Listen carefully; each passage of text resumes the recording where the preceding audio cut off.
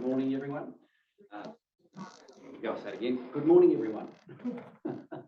My name's Kit Littlejohn, and I'm been asked to chair today because Stephen's been stuck in Wellington on Zoom.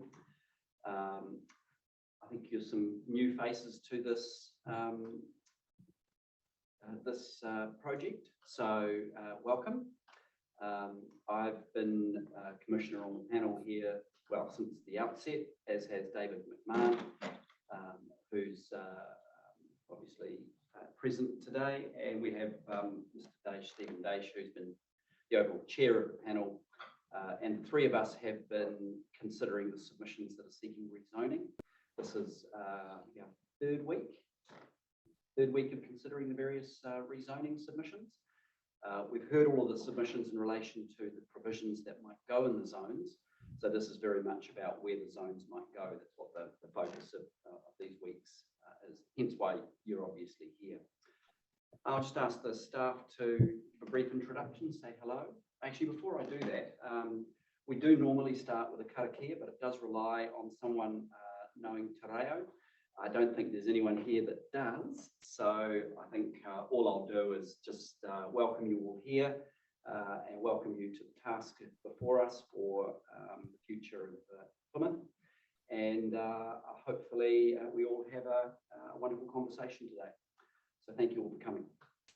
Right, some introductions. Good morning, everybody. I'm Christine, and I'm part of the administration team.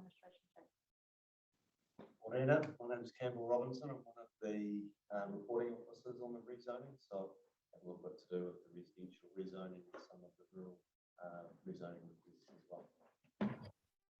Kia ora, Richard Bain. I've given I'm representing council and given advice on the rural lifestyle zones. Feel free to introduce yourself. So Ian Pritchard, good morning. regional from Lethbridge. Tracy being the neighbours with Ian. Okay, welcome. Grant McCoy, resident from Everett Road. Morning, everyone. My name is Sarah Nicholson. I'm the district plan lead at New Plymouth District Council. I've already introduced you, but Yes, well, I think I'm new face to some of the people here. David McMahon. I'm a planning practitioner based in Wellington. Been doing commercial work since 2001. Yes, looking forward to the conversation today. Thank you. okay. And those on the screen.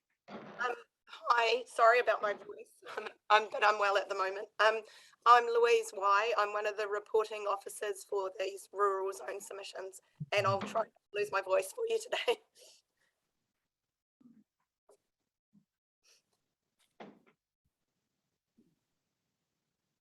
Yes, I'll just say hello, and Louise, just take care today and take it easy.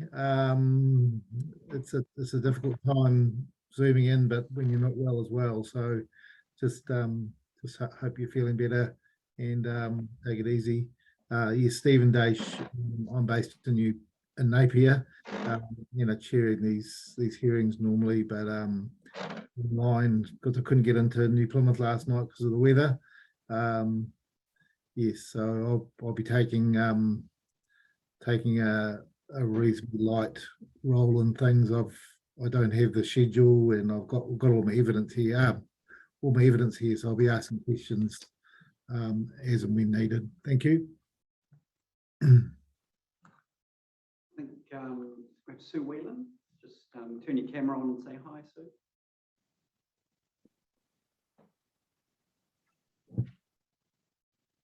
Not. Okay. Hi, can you see me now? No, just your name. But that's okay. Oh, can you hear me though? Yep. Oh, yeah. I'm Sue Whelan. I will be at the hearing tomorrow, putting in my submission, and I've never been to one of these hearings, and I just thought I would actually join today just to see the procedures. Okay. Oh, welcome. Thank you. Hamish Walker there.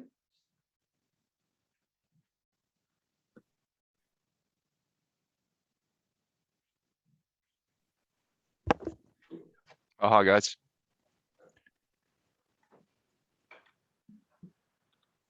Hello, welcome.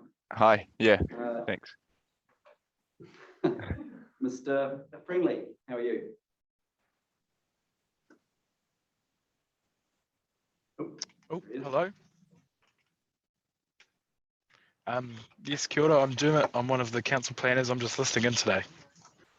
Okay, welcome. All righty, that was that. So we'll get underway. So first on our list is you, Grant. If you want to come up to the submitter table. Very intimidating. That's all good.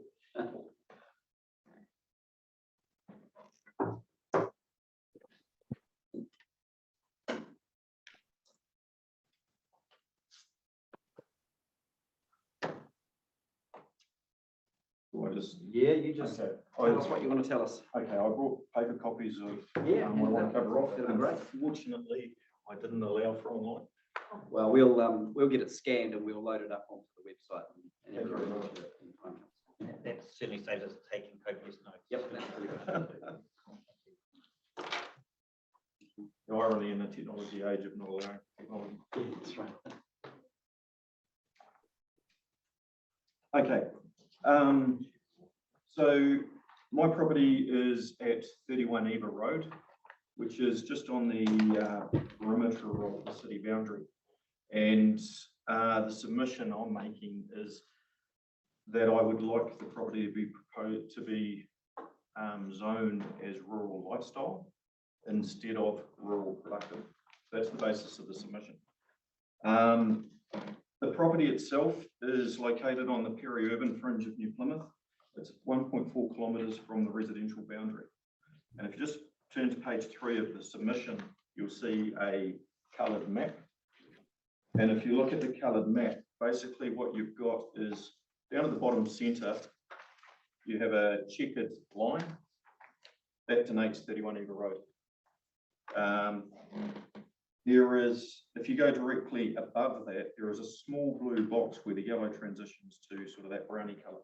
That is the city boundary basically. So it's 1.4k from there. And you'll actually see the only access road to Eva Road is via Veal Road. And that's actually quite relevant to this. The other roads shown near the property are actually paper roads that don't currently exist. So that's just to give you proximity. Can I just interrupt? Sorry, I wonder, can Christine get that zoning maps up online so we can follow the conversation? Yeah.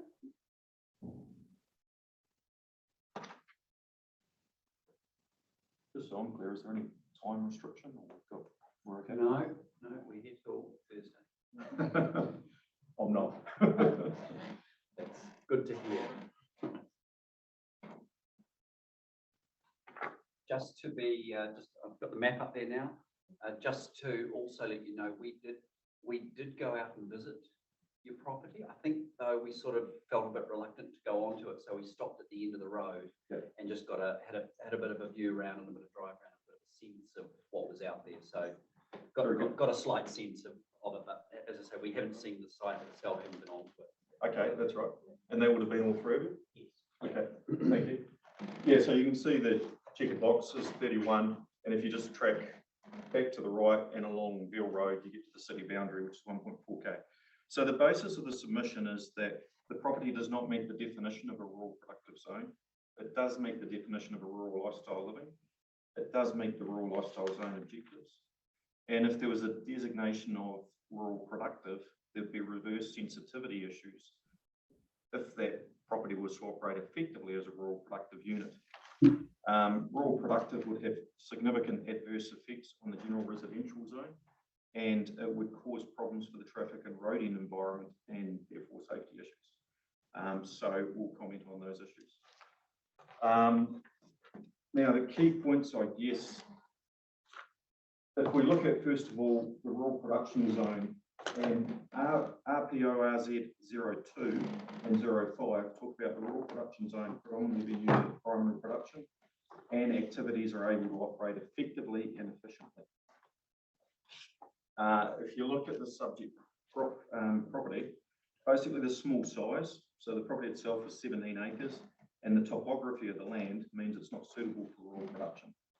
So to achieve effective production, in a livestock context, it would require livestock to be moved on and off the property on a regular basis for grazing purposes, or it would require an aggressive feed and fertiliser program to improve and maintain soil quality.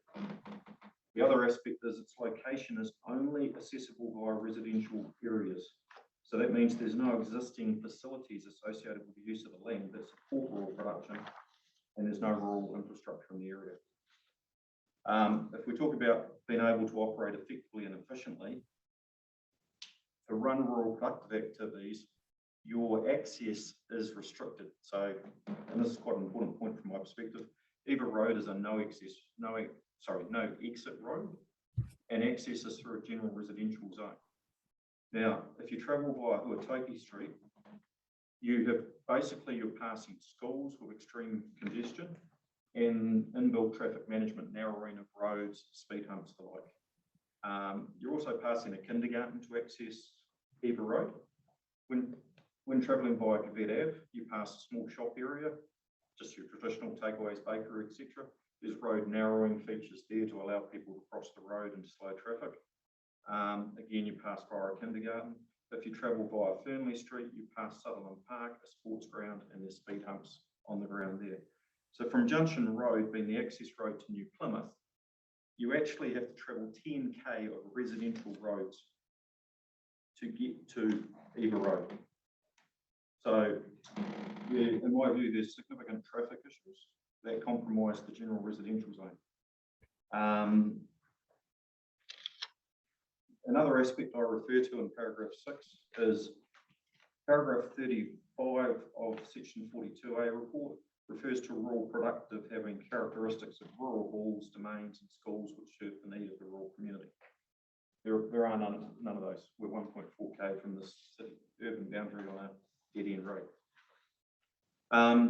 If we just refer to the image on page 3, then you'll see in red rectangles I've highlighted where the schools are, and the 2 orange arrows actually point to the 2 access roads. Appreciate that can't be seen on the screen to the same extent.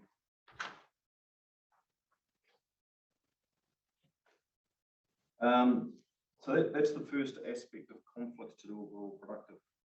If we then look at the definition of rural lifestyle, the district plan overview refers to the rural lifestyle zone as generally located on the fringe of urban settlements and is peri-urban in nature. As I've mentioned, Eva Road's 1.4k from the boundary, no exit road, it's peri-urban in nature. Typically applies to an area where there is a higher concentration of rural lifestyle living already. The surrounding area, which you can see on the map denoted in that sort of browny colour, is the Ridgewood Drive area, Veal Road, Eva Road. Veal Road to Eva Road, there are 36 properties approximately that adjoin Veal Road and Eva Road. Of those, 28 have been zoned rural lifestyle and only 8 have been zoned rural productive. In the general area, including Ridgewood, which is the only other road in that sort of area, there are approximately 100 properties. Approximately 90 of them, or 92 of them, are zoned rural lifestyle, and only 8 are zoned rural productive.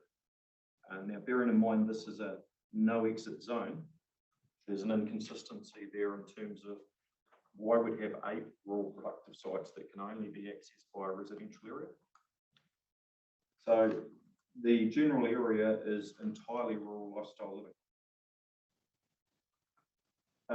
Paragraph 9 of today's submission, the property meets the rural lifestyle zone objectives. So if we look at objective RLZ 01, 02, 03, 04, due to topography, tricky word that one, the character of the property, low density, it's suited for low density rural activities, small scale agriculture. The property itself, which there's an image of on page 5 of my submission. So I appreciate you would have been at the boundary where the barn is. Yeah, if we just zoom in, thank you. So the property itself is 17 acres. The front flat area, which on screen you see in the top right, is about 1.25 acres. The flat area where the house is located, towards the, that area there is approximately 2.5 acres. That's a guesstimate, whereas the front's been measured. The QE2 covenanted bush runs through the centre of that image and follows the creek line as well. There's a tributary that runs through there. That's about 5 acres of QE2 bush. And then you've got a series of gullies and steep hillsides. So you can see, although the property is slightly larger, being 17 acres, when you allow for the QE2 bush, you're down to 12. And if you allow for the steep hillsides and gullies, you're actually talking a lifestyle size block of usable land. If we come to point 11 of my submission, a designation of RPROS, rural productive, would result in reverse sensitivity issues that preclude the property from operating effectively as a rural productive unit. And it is a requirement of RPROS that it operates effectively and efficiently. It would also have significant adverse effects on the neighbouring general residential zone. So in paragraph 11, I refer to para 34 of the NPDC section 42A report, which states the role is to provide primary production activities. These activities have the potential to generate adverse effects beyond the boundaries and traffic effects from milk tankers and animal transporters. The effects of rural activities therefore need to be appropriately managed and mitigated while recognising rural PROS as a production-orientated working environment. As mentioned previously, access is through a general residential zone consisting of schools, kindergarten, sports field, shops. If 31 Eva Road is designated rural productive, it will create reverse sensitivity relating to traffic and transport required to run an intensive rural production on a small lot, because you'd have to intensively farm the property to make it productive. These issues are in conflict with RPROS 05 and compromise the following objectives of the general residential zone and the rural production. So GZR 02, if we designate 31 Eva Road as rural productive, it compromises the role, function and predominant residential character of the general residential zone because of the need to move livestock, hay, baling, tractors, that sort of thing through the area. GZR 06, by designating 31 Eva Road as rural productive, creates adverse effects and affects residential amenity in the access roads. RPROS P3, Eva Road is incompatible with RPROS and will create reverse sensitivity issues in surrounding areas. 06, large-scale primary production on Eva Road is accessed by roads that are not designed to provide for rural productive traffic. And RPROS 07 requires a minimisation of any reverse sensitivity effects. By designating 31 Eva Road as productive, it requires rural traffic to navigate a residential zone. It requires intensive stock, soil and fertiliser management, which due to the undulating nature of the site can also have adverse effects on the tributaries that flow through the property.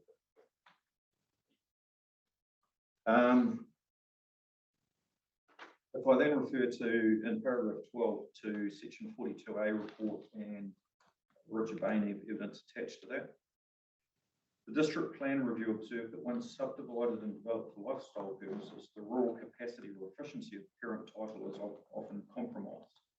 This fragmentation has seen examples of farms that are now too small for efficient production and lifestyle properties that are too big or costly. The parent site that this property relates to has been broken into a series of smaller sites. So 17 Eva Road, which is directly across on the front boundary, is 8,478 square metres. 23 Eva Road, which is directly behind that, is 9,030. Just pause there.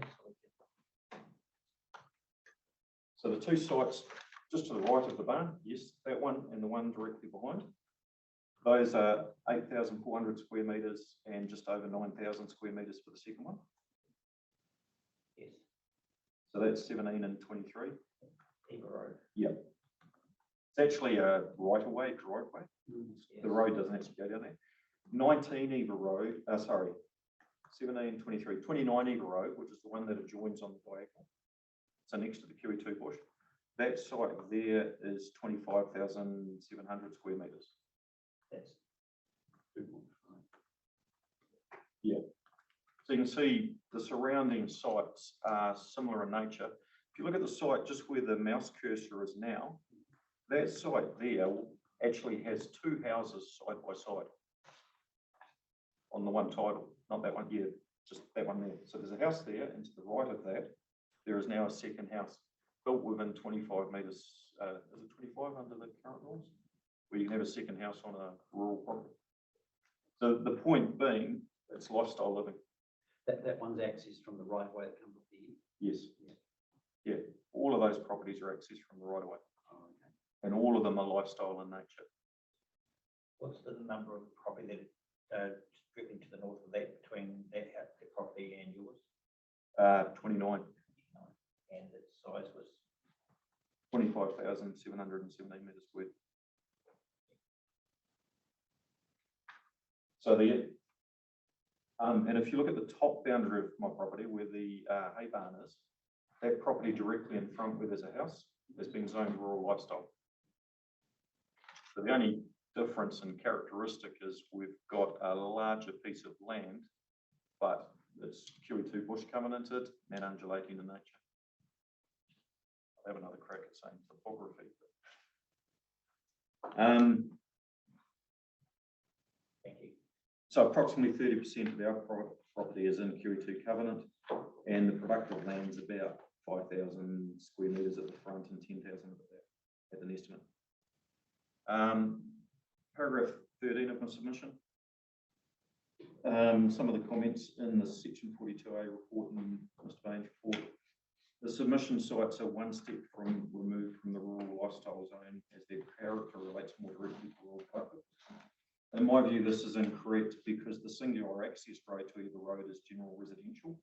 Therefore, 31 Eva Road's character directly aligns with rural lifestyle living and is in conflict with rural productive. There's no access through a productive zone. The proposed rural lifestyle zone encompasses an area that is discrete in nature and focuses on lifestyle living. 31 Eva Road is visually and physically attached to the adjacent urban edge. It's not possible to access it from a rural productive zone, and the site's visual and physical location and the surrounding properties align with rural lifestyle living and general residential zone in terms of access. There's a dominant existing lifestyle character. So again, in the section 42A report, it talks about that. There's approximately 100 properties in the Bill Road, Eva Road, Ridgewood Drive locality, none of which can be accessed from a rural productive zone. And 31 Eva Road is one of only 8 that's been designated as rural productive. The dominant existing lifestyle and character is clearly rural lifestyle. Point D, a key principle in identifying rural lifestyle is proximity to urban edges and their function as a buffer or transition zone. Bill Road, Ridgewood Drive, Eva Road consists of 100 properties. As I said, the entire area is clearly the rural lifestyle buffer zone before rural productive.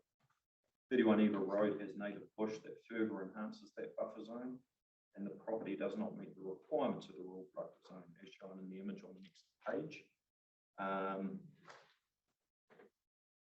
So the next page really is just an enlarged image for those who are online, emphasising the native bush and the undulating topography. Point 14, the NPDC section 42A report does not consider the impacts on the neighbouring general residential zone and adverse effects on the functioning, capacity and safety of the traffic and roading environment. The report's actually focused on the rural productive versus rural lifestyle rather than rural lifestyle versus general urban. So my recommendation, the proposed district plan has two rural zones, the rural production zone and the rural lifestyle zone, each with a defined role and function. The property at 31 Eva Road does not meet the defined role and function of the rural production zone. It does meet the defined role and function of the rural lifestyle zone.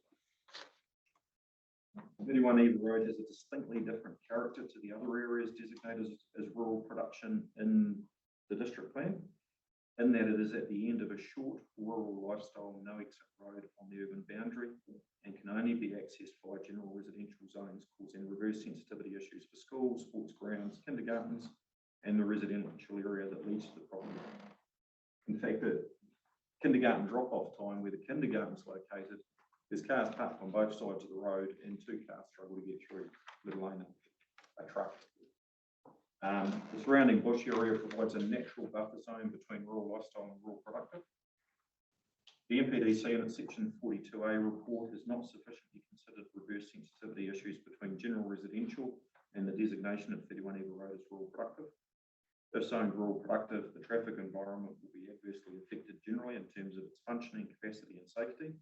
Heavy trucks will also damage the roading network a lot more, having an adverse effect on road infrastructure, because the area is designed for general residential access. Designating 31 Eva Road as rural lifestyle is in alignment with management of reverse sensitivity issues and will not create a precedence for other areas designated as rural productive, because it's at the end of a no exit road via urban residential, which is unique to this location. The other areas all have rural productive roads that access them. So there is a unique characteristic here that is different.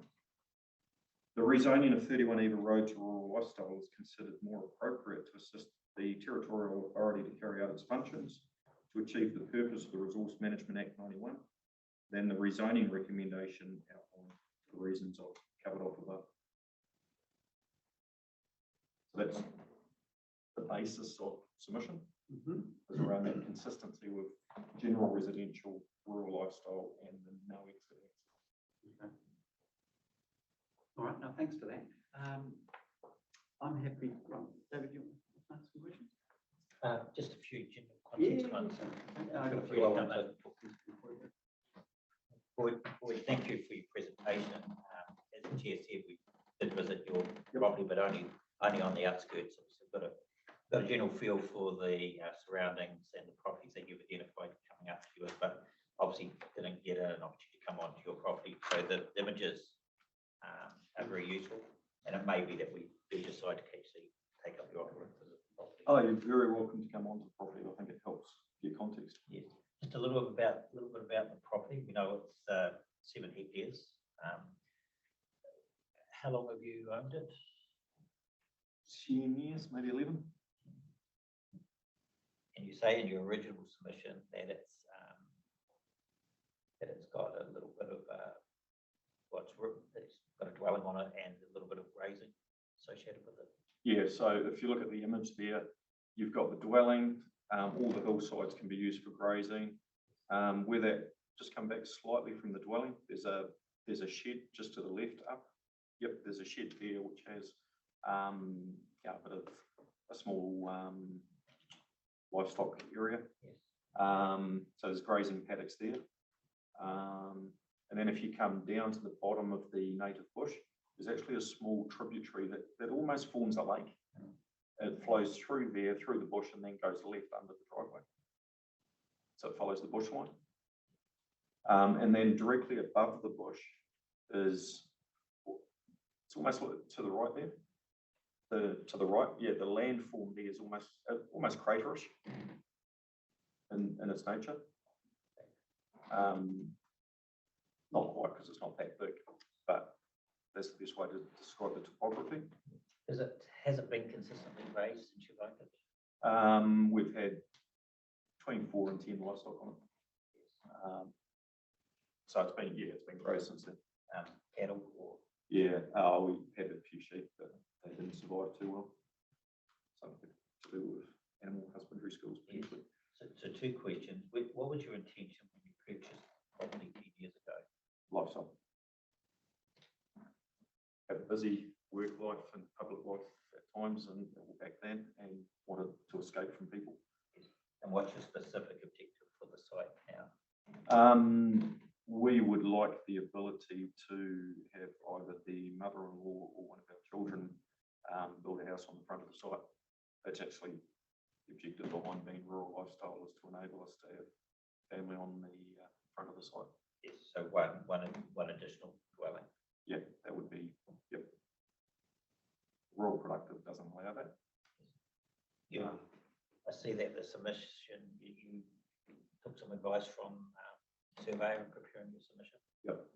Have they given you any guidance on the options available to obtain a second dwelling under the rural production zone? Under the existing zoning, we have applied previously with the support of Richard Bain and the council, but 2 neighbours objected. This is under the operative district plan. Yep. And And that went to a hearing, and despite the support of the council, Mr. Bain, the hearing commissioner sided with the 2 neighbours. The irony I find in that is one of the 2 neighbours has since built a second house on their land, further enhancing the rural lifestyle nature of the property. And so at that point in time, the suggestion was the appropriate way to address this was through the zoning process. Hence why I'm making the submission now. yes, so it's a rural zoning under the operative plan. Yep. So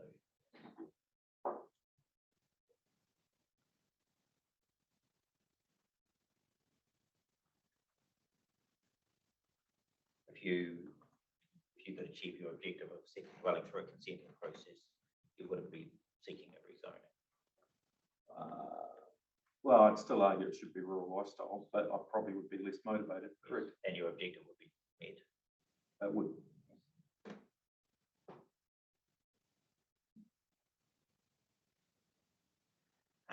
Just on services, I think you've said that there's reticulated water close to the boundary, is that correct? The property has trickle feed town water. But no reticulated sewer No. beyond a septic tank, yeah. That's septic tank. Correct. For draining? Yes. About flooding or ponding on the site associated with the waterway at the southern end. You said it sometimes forms a bit of a lake. Yeah, there's a natural, like the tributary comes through and then it widens into a natural lake. In intense rain like we have now, it fills to its sort of natural height. It doesn't actually flood.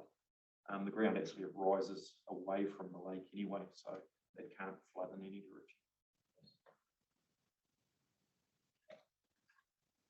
All for me at the moment. Yeah. I mean, you make a good argument about making the zoning match the reality.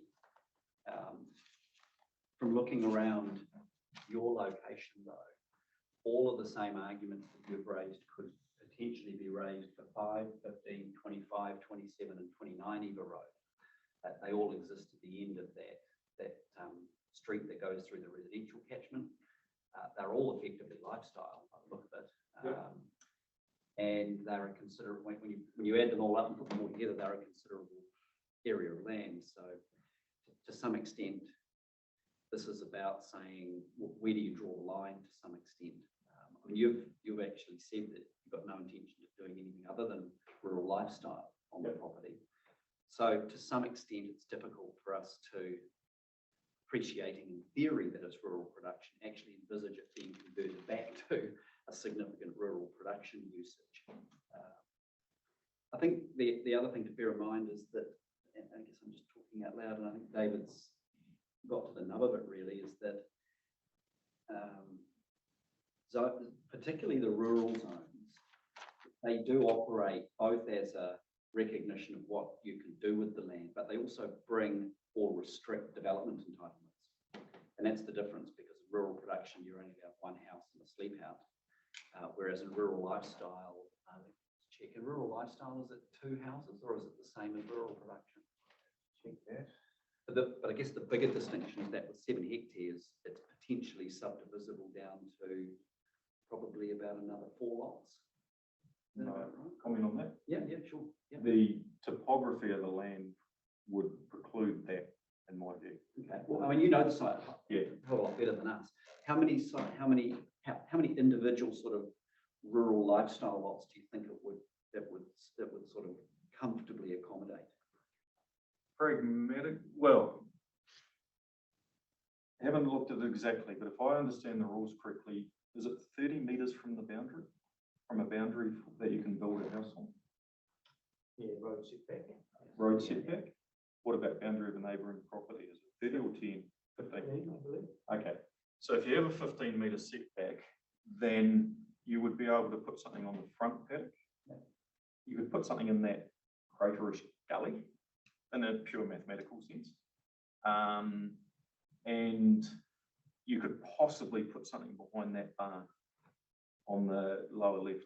The entire front of the property in front of the house. So if you just move in front of the house, from that flat piece right there, that slightly darker piece, the entire property just falls away. Okay, so it falls away into the creeks on both sides and to the native bush. There is no ability to put a house on any of that slope through there.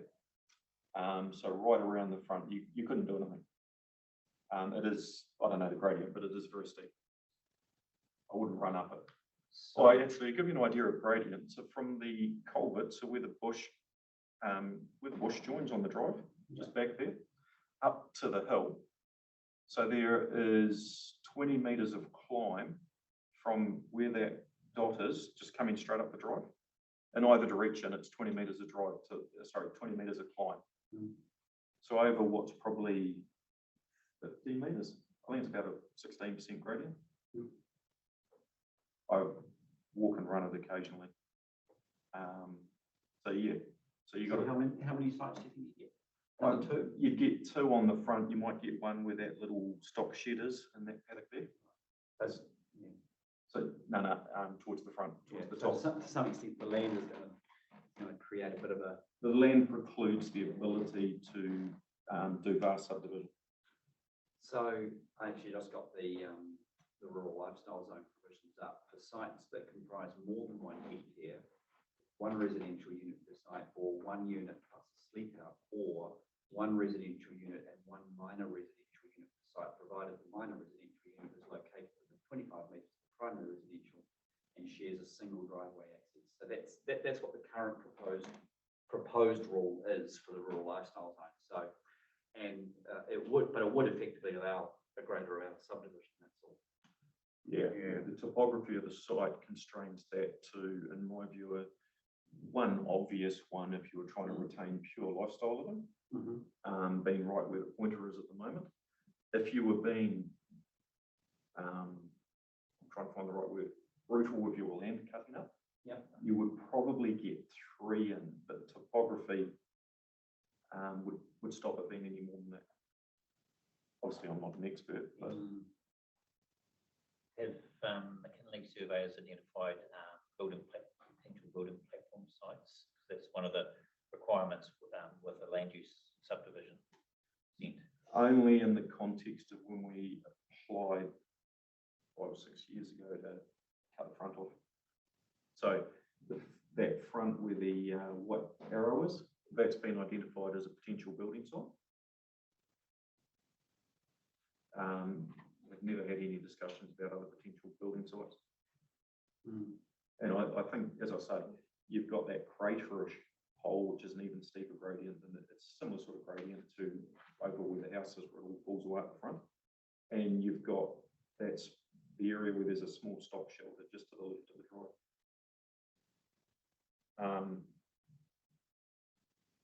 Pragmatically, you give. If you look at the site today, you'd go, there's one. If you looked at it and went, someone's going to build a house on poles somewhere, you might get 2, but your drive access, that right away becomes a problem because you're only allowed so many sites off the drive. Yeah, I mean, just looking at the rules of the rural production zone, it's a restricted discretionary activity to have more than 1 residential unit. But I think the problem comes if you wanted to subdivide in the rural production zone and trigger into non-complying. No, I take your point. And yeah, it does seem a little bit unreal in the entire area of rural lifestyle that it shouldn't be used for rural lifestyle. And I guess that's something we're going to have to think about, because if the council have taken the view, we've got to draw the line somewhere, because there's been so much peri-urban leak out of the city, and a lot of this land, yeah, I mean, the topography and the water network really does not lend itself well to active rural production. And so it's a question then of, do you preserve that by using the rural production zone, knowing that's not going to occur, or do you accept that actually this is a great place for people to live, albeit at a really low density, and allow it to go? I mean, looking at the map there, can you just just zoom out a little bit there, Christine. Can you bring up the zoning map as well? Yeah. It decrease the transparency? No, no. Yep. Yeah. Okay. Yeah, and go out a little bit more. So what's let the record show I'm approaching the bench. You see here we've got a future urban zone. We've got rural lifestyle. We've got that city edge. What is it about this whole area in here? Is that area generally used for rural production, or is it mostly been set aside for rural lifestyle? So if you take, can I approach up? Yeah, you go. It'd be Yeah, you easier go. to explain. Yeah, no. So if you take a line, take this line here, which is the paper road. Paper road. So the paper road heading north on a slight diagonal for those who are, yep. Yep. That, basically that piece of green Yeah. has recently been purchased by a person who lives in Shelter Grove, just here. There are livestock grazing on it. It's a gully. So if you remember the topography of my property, it's a gully that runs down behind Shelter Grove.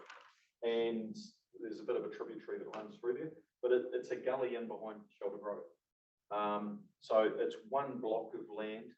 This bit of land to the right here, which is rural lifestyle. There's a reasonable sized property up there that's been cut into about 6 lifestyle blocks or something like that. They're currently on the market. But that's what that is. This bit to the left, I'm not too sure how many titles that is. I think that's Jeff Lucas, pharmacist. He used to own this bit as well. So that was one property that was being used for grazing. But that's the characteristic. There's basically a gully that runs through there. Okay. So the guy who owns it now, he's on Shelter Grove, which is residential.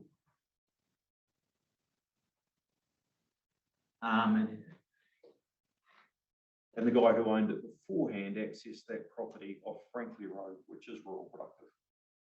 And so the left-hand side of that line I was showing you is accessed off Frankley Road. The right-hand side is accessed off Eva Road. Okay. And the prospect of getting a road through there is fairly slim.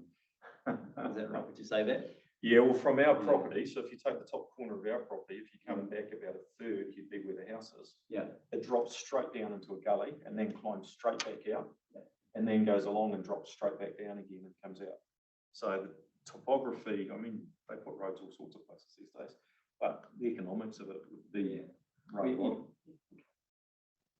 And what about the properties to the sort of the southeast of yours, 15, 25, 29 and 27? So if you take the 3 that are accessed off the right of way, Yep. all 3 of them. So the first one is narrow, Yep. and I believe the bit of QE2 bush used to be a part of that title. Okay. I think it got shifted onto ours for some reason before we purchased it. That one's narrow in nature, it's lifestyle. Yep. You can't. Yep. The next one. The next one, so the one directly below that, Yep. that's the one that now has 2 houses on it. Yep. So it's lifestyle in nature, 2 houses built within the 25 metres, which means they didn't need anyone's permission. What number? I would pick that as 27. The other one's 29, isn't it? Yeah. Yeah. That's okay. And the next one over. The owner of 27, I ran into him one day, had a chat, and he said, oh, we might all have to band together one day and make a submission to go to lifestyle, which was fascinating. Yeah. You're the only landowner on the end of Eva Road that's actually made a submission to this effect. So Yeah, the landowner directly below us, so the one above that property, they made a submission which was to do with their ability to build a second house on the site. okay. Because their current house it's more towards a garage that you live on the end of type of thing. And I think they've always had the intention to build their more formal house. I think the rural productive rules were causing them some problems. Okay. So they did make a submission, which has been declined, as I understand it. The only other property off there, if we just zoom out a fraction, the one to the right. So that bit of land to the right of that. Yep. Yeah, that one. Again, so if that's connected to the house, they run horses.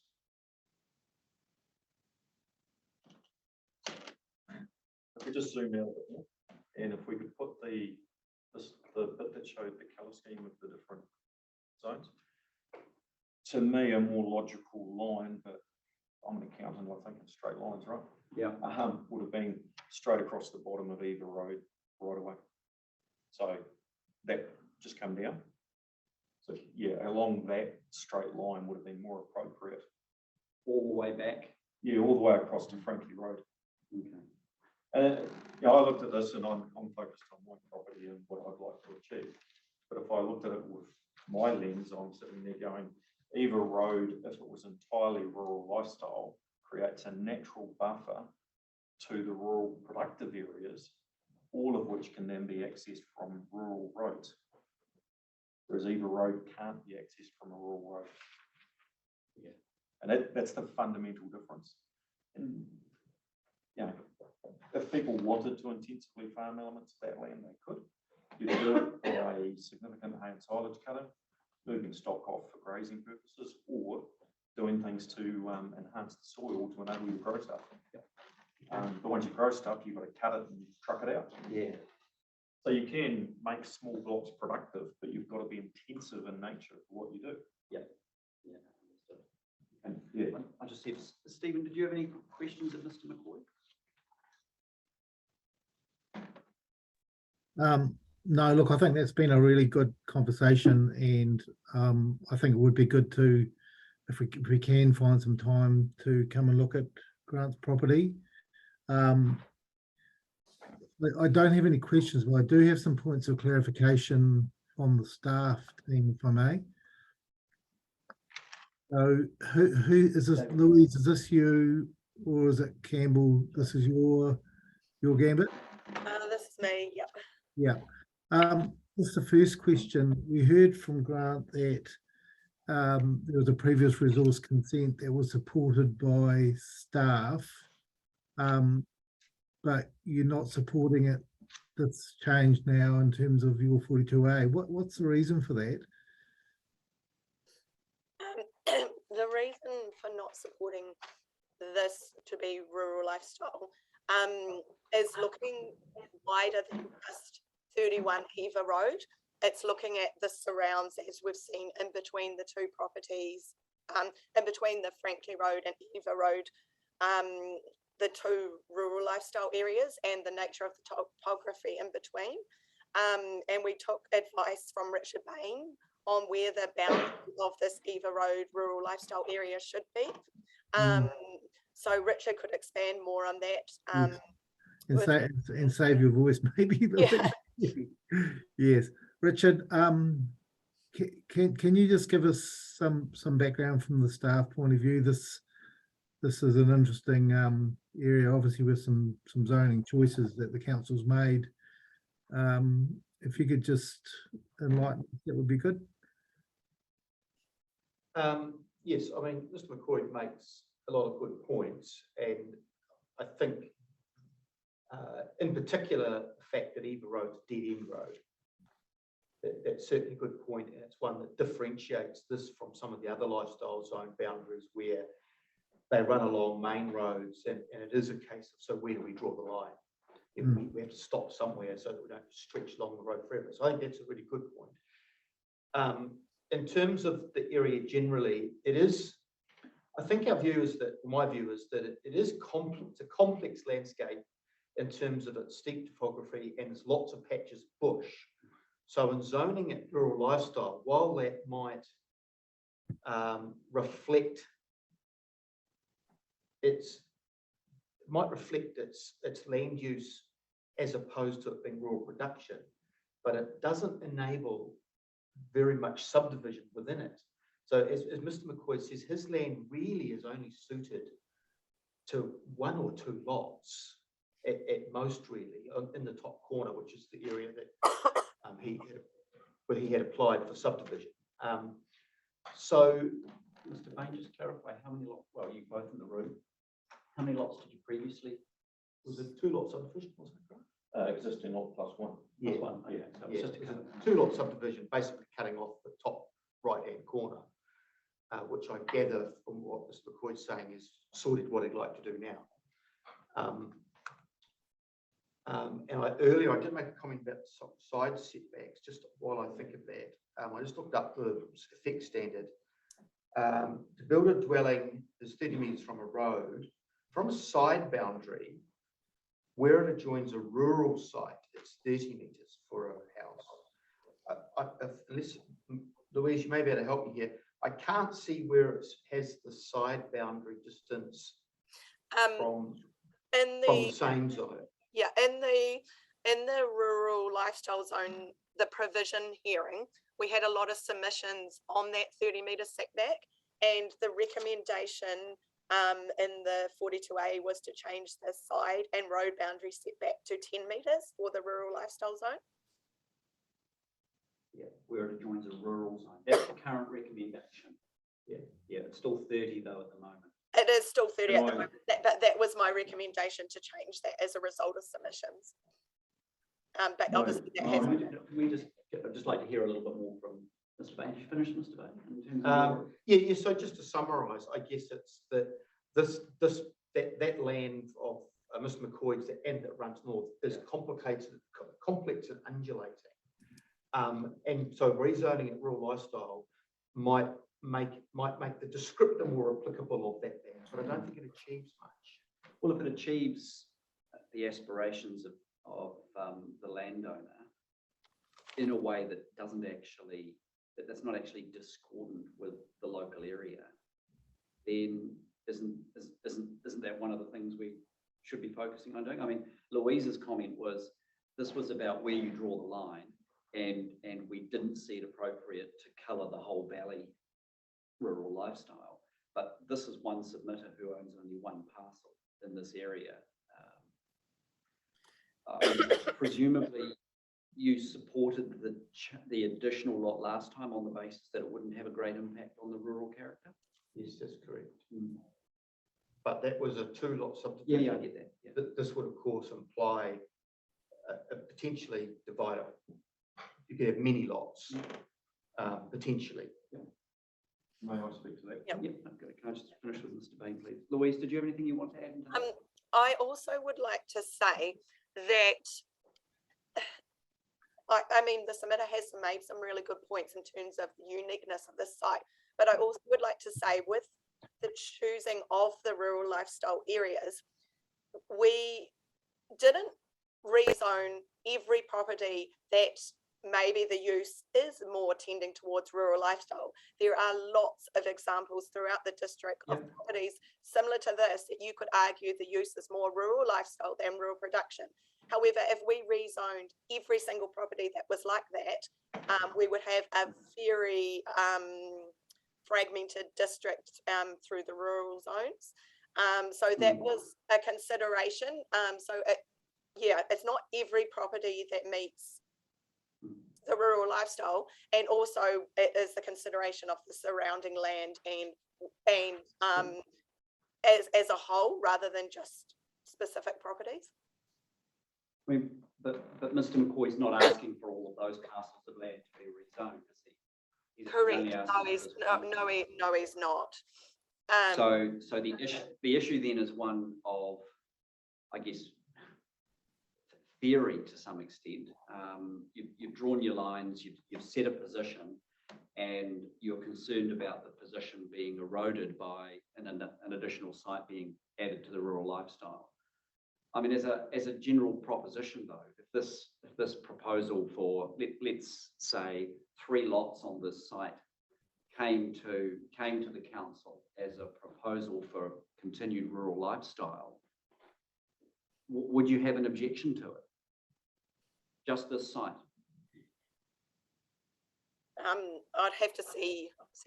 I wouldn't like to comment on that. Yeah, look, that's a bit of an at this stage. I think what I can say is that the submitter has made some good points, and I think Richard and I will need to have some further discussions, and I think we can come back and expand on this in the right of reply. Okay, all right. Thanks, Lloyd. Could I had another? I had another just a question off staff or commentary, and I'm particularly interested. Is Sarah Edwards is in the room as well? I think. Yeah. Yes. Yeah. Can we just, I'm interested in the, this is an example of a site that has an SNA on it, but it's not in the plan because there's a QE2 covenant. So there's a number of other, from when we turned on the SNA mapping, there's quite a lot of other bush areas that are similar to this that I presume are also QE2. So I wonder, in my my line of thinking will come clear, but in a moment. But if we could actually just turn on the SNA layers and just and maybe zoom out a little bit.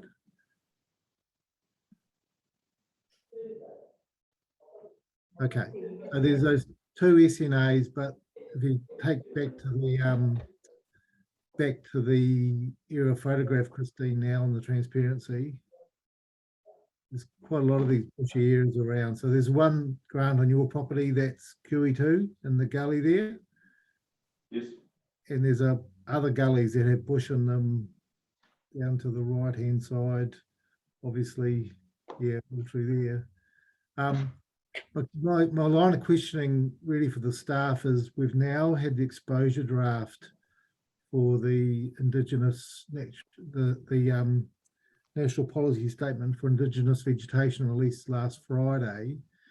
And my initial read of it is there's some clauses in there that relate to plan making around SNAs and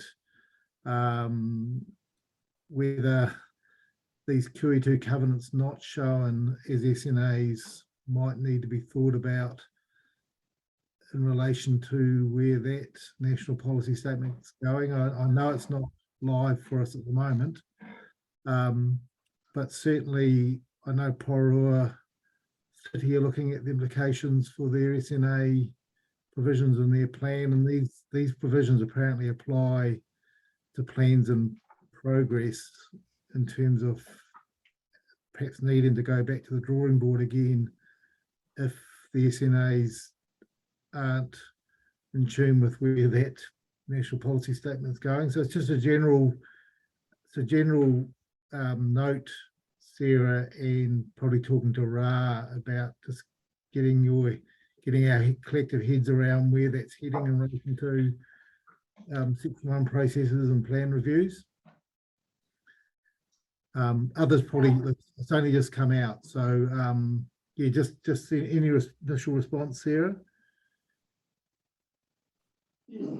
So it came out last week, I think last Thursday it came out. So I haven't read it myself, but it'll be something that Ra will be looking at this week. This is also tied up with some of the outstanding matters that have got to come back on the final plan integration hearing.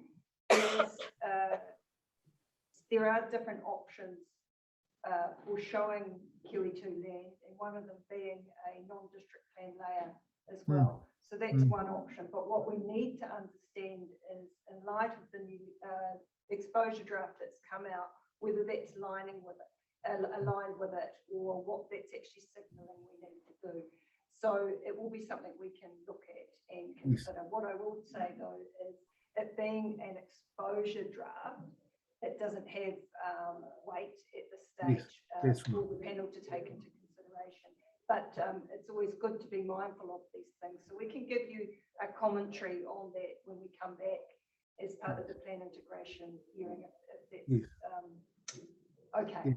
Yeah, thanks for indulging me on that. Yeah, it's just something I thought this was a unique property. It's the first one I've seen that is abutting an SNA, but is actually a QE2. So that's that line of thinking. Just Christine, can you scroll up on the left-hand side menu?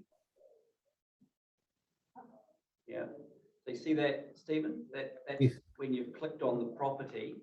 Yes. It actually records the existence of the QE2 covenant and the area on the site. So there's I mean, it's a title by title sort of proposition, but at least it's there. Yes. Yeah. The main point is that my understanding is that if that national policy statement is in place, it does require some further variations to plans within a certain time frame. If the plan is decided doesn't doesn't fit in with the provisions, but it's another conversation, and Sarah's got it obviously in her mind, so that's all good.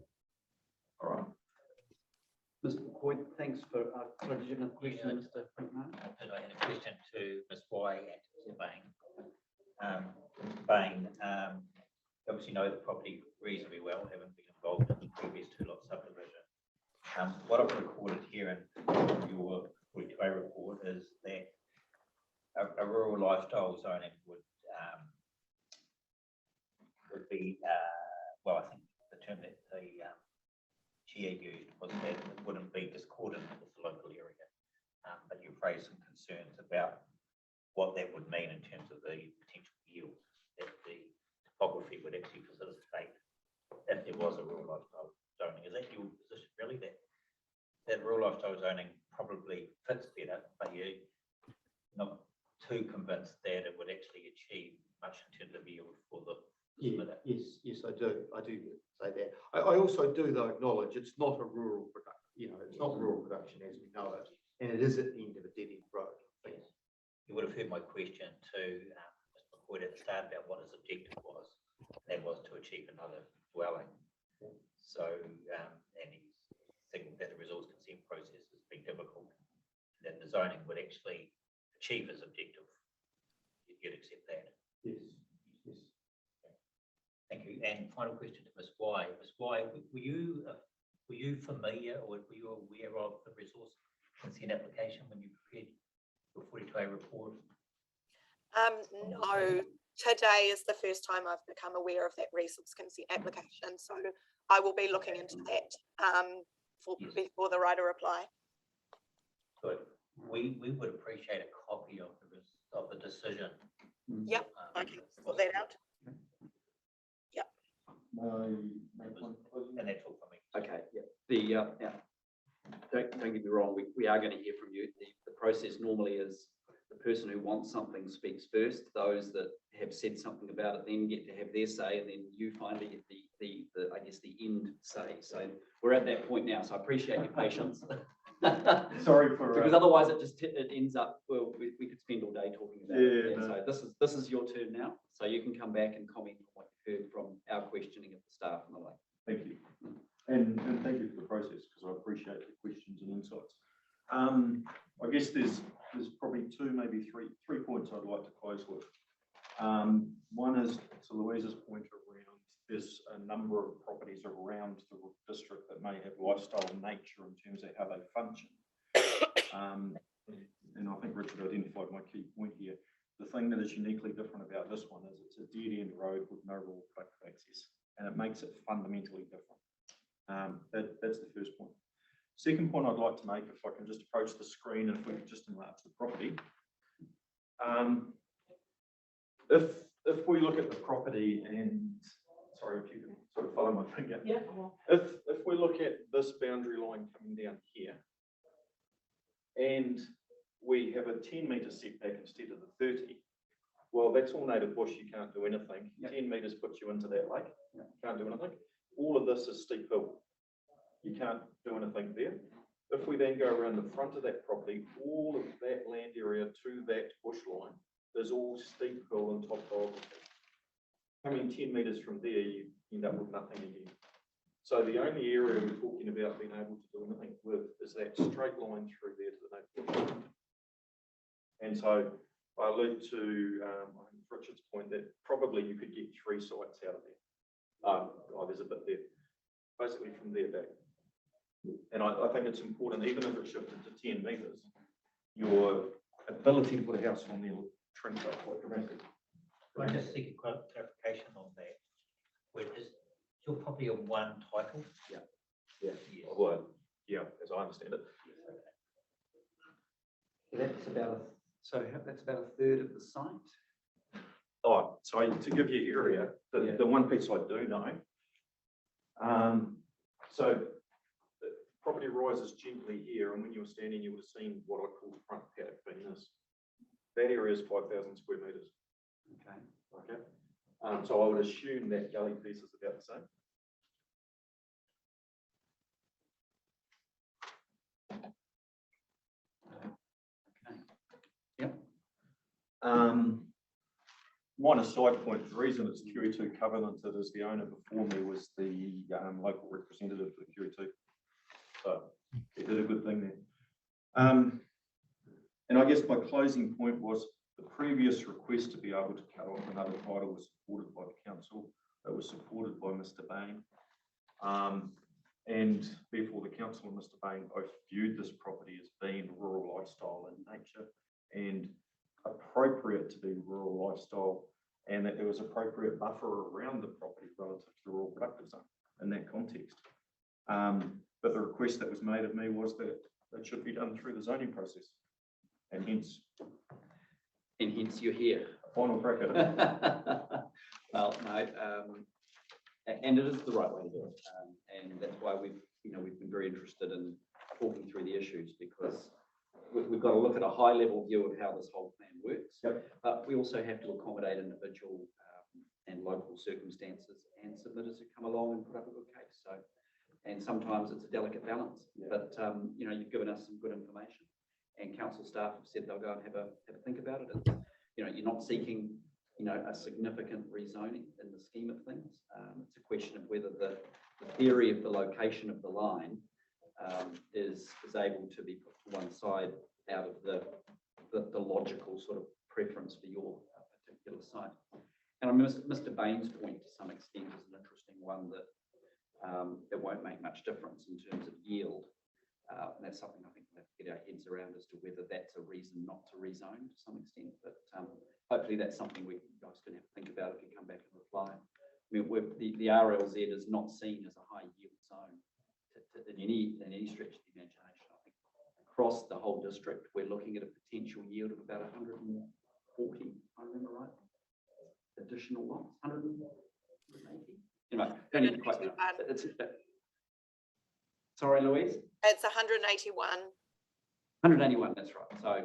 So we're not, we're not saving the planet in houses by the rural lifestyle. Certainly not seen as a major contributor to dealing with things. But okay, no, that's good. I've got your 3 final points. Well done. Thank you for that. Your TBC went for over an hour, but that's fine. I think we got to the bottom of it here. So appreciate your attendance. Thank you everyone for your time and listening and the good points made. Okay, well, Appreciate it. Thank you. All right. Mr. Pritchard and Mr. Zenda, do you want to come up together and talk to us? No? Yeah. Vigorously shaking her head. All right, up you come. Yes, Mr. Pritchard.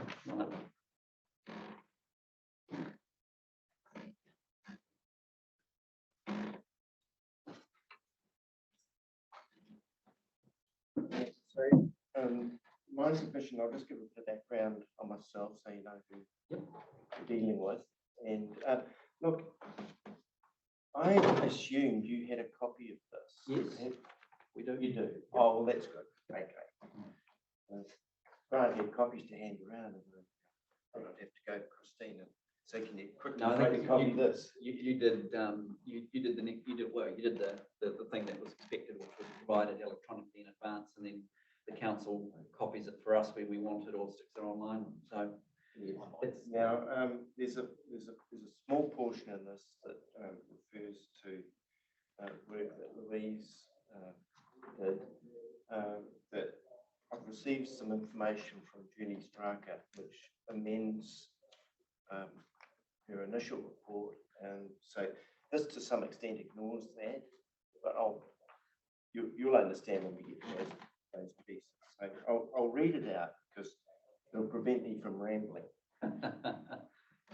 Okay, so the introduction is, this submission is made by me, Ian Pritchard.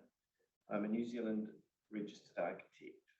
This submission is not made in the context of an expert, but that of an advocate on behalf of my wife and myself. Over the course of my career, I've been the recipient of numerous architectural awards for design excellence.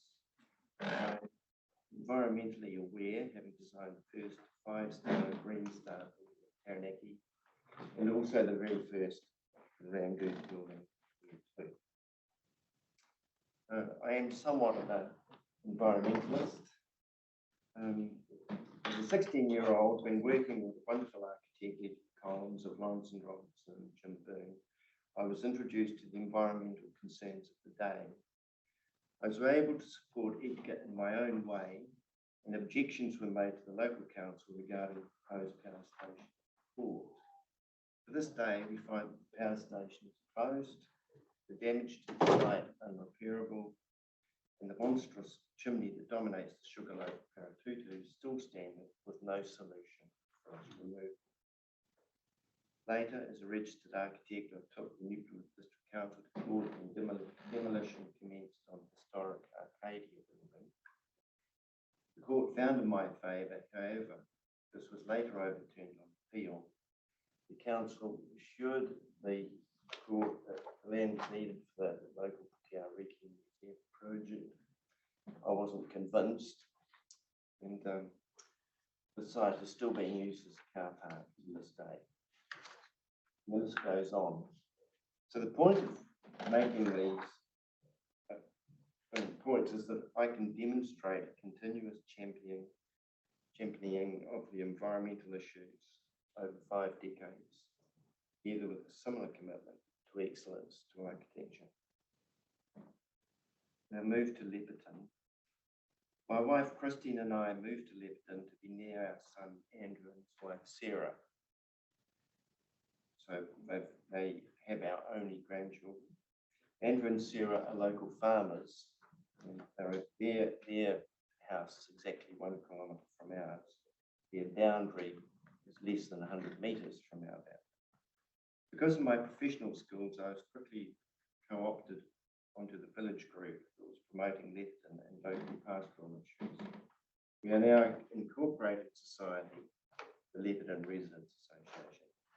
Our first success was encouraging the District Council to reverse its intention to rezone the village hall residential and then offering it for sale. So we successfully convinced the council that that wasn't wise, and we worked together, and it's been that process has stopped. As another exercise, I prepared a plan for discussion of a proposed walkway around the village, and also the development of the old hall site as open space with public toilets and small playground. Presently, we are enjoying working on these ideas with the council and with the Parks Department and the roading division to enhance pedestrian safety and the entrances to Leppington. Simply put, I and my wife are actively involved and committed members of the local Leppington community. So we own 20 Old Road.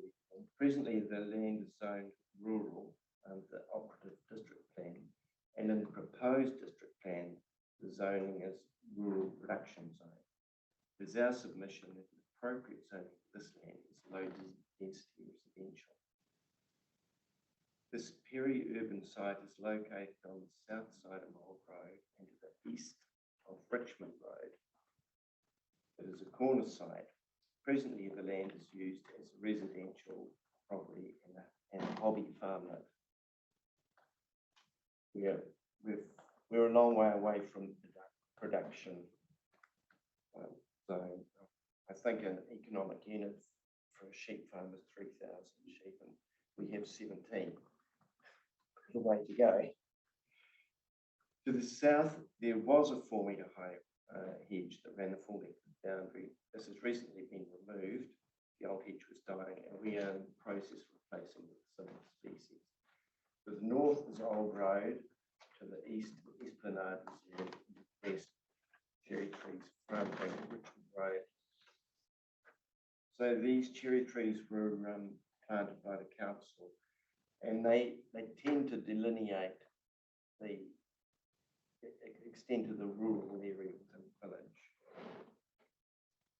So these trees, together with the local andesite stone, give the village its own unique identity.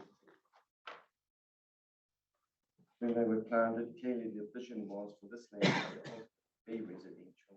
It is arguably the natural edge of the village.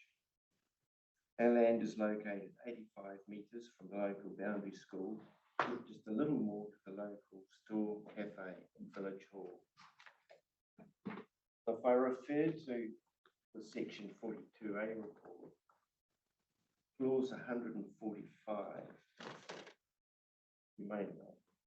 Yeah, it says, since the proposed district, so I've just this is just a quote taken from clause 145.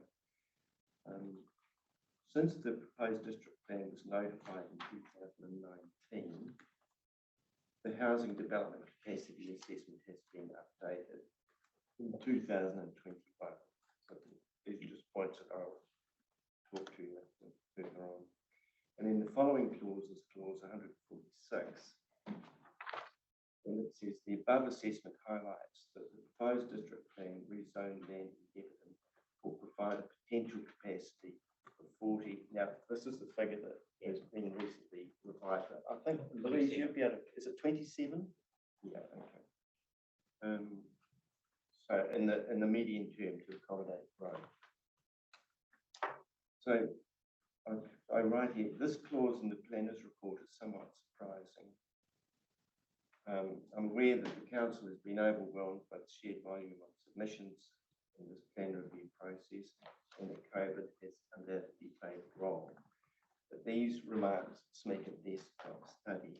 So my question is, did the planner in fact go and visit the site before the report was written or otherwise? But if the planner had gone to the site, you would have noticed that Smith Street's been fully developed. Well, that has now happened. The report has been revised. So on Smith Street, there's just one lot that hasn't been built on, but the rest of it is full. With regards to the land to the west of Smith Street, that's on Sisson Street, and adjacent to the Wilderness Stream. Over the last few years, uncertified fill has been put there. It's been effectively, it's been filled with unconsolidated material, boulders, old telegraph poles, green matter, and what have you. It hasn't been, and so I make the comment here, it's quite possibly unbuildable now without major rehabilitation. And the lower portion of the site adjacent to the river is subject to flooding and unsuitable for residential use. So that's an area that potentially has been identified as being residential zoning. So it can be zoned whatever you like, but I think it's unlikely that it needs to be built on. Certainly not in its current frame. Furthermore, if the planner had spoken to the residents of the land to be rezoned for those low density residential land along the road, it would have been discovered that nobody has the intention to subdivide the land at all. So at number 15 to 17 Old Road, there's Mr. and Mrs. Loran here. And I'm speaking to Mr. Loran, he said to me, it won't be subdivided in my lifetime. And this was just, a few weeks ago. And Mr. and Mrs. Thompson of 9 to 13 Old Road, these are people opposite us. I've only just recently purchased their property to provide for Mrs. Thompson's passion for horses. And he is of the view that he may consider subdividing some part of their land in 15 years' time when he's like to retire. So the cross street land at the end of this street is proposed as residential. That in fact is St. Mark's Church. And I'm not aware of the church having any plans to subdivide. So I'm not aware of any residential lots for sale in Leppington, and certainly not 40/27. So the point is that you can, the land can be rezoned, but it doesn't necessarily make it available for development. So if I now turn to clause 148, it's 148.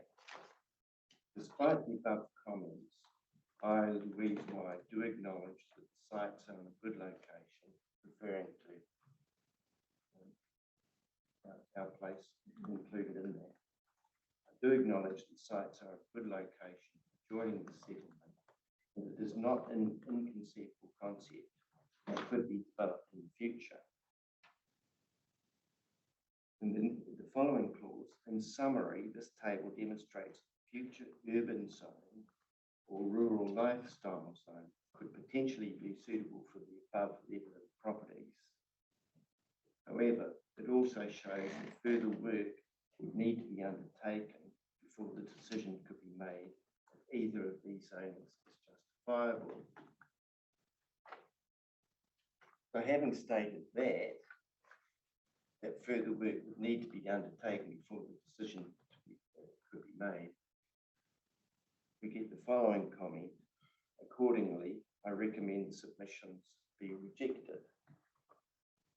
Well, we've had since 2019 to look at the site, and I would argue that there's actually been sufficient time to make a decision.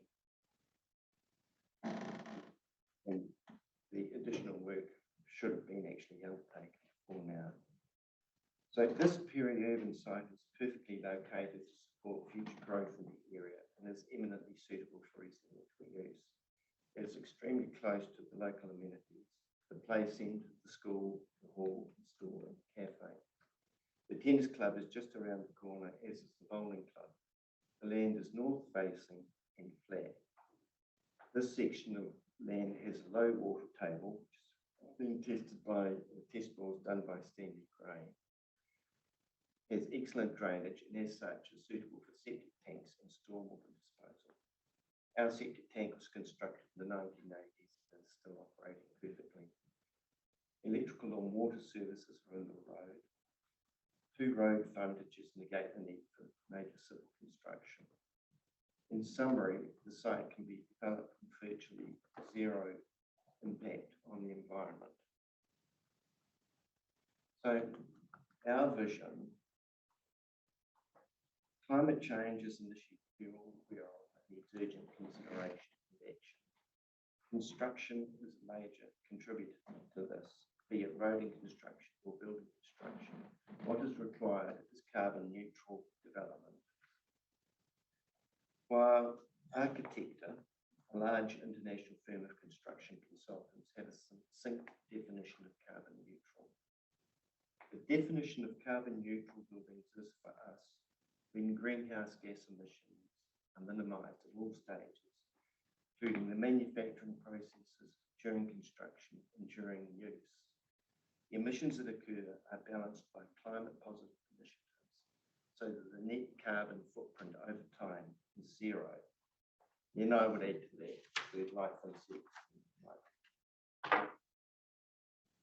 New Zealand's building construction is toxic. Our buildings use too much energy to operate, often toxic gases through a poor selection of paint, plastic, treated timber, synthetic carpet, vinyl, etc. Virtually every surface in a typical Kiwi home is problematic. And we wonder why we have so many health issues. I might point out New Zealand's not unique in that. Our vision is to develop the land and buildings in a carbon neutral manner. So what does this look like? For us, it is a high level of architectural design, not so comprehensive design, sourcing natural zero carbon building materials, renewable energy, rainwater harvesting, appropriate landscaping, and carefully designed effluent and stormwater disposal. We want to prove that it's possible to build a safe home at a sensible cost. If our application to zone the land low density residential zone is accepted, it would be our intention to form a multidisciplinary design team and use the District Council's subdivision design guide as a basis for appropriate, well-considered development. I also pointed out in my initial submission to the council that we would like to work alongside council to figure out exactly what the proper and sensible use is. I don't necessarily believe high density development is appropriate, but we'll see what the team comes up with. But I'd like council to be part of the team along with other experts such as landscape architects, another architect, maybe a lawyer, and what have you, just to get the whole. I find a diverse team generally gives you better results. My submission. Okay, thank you for that.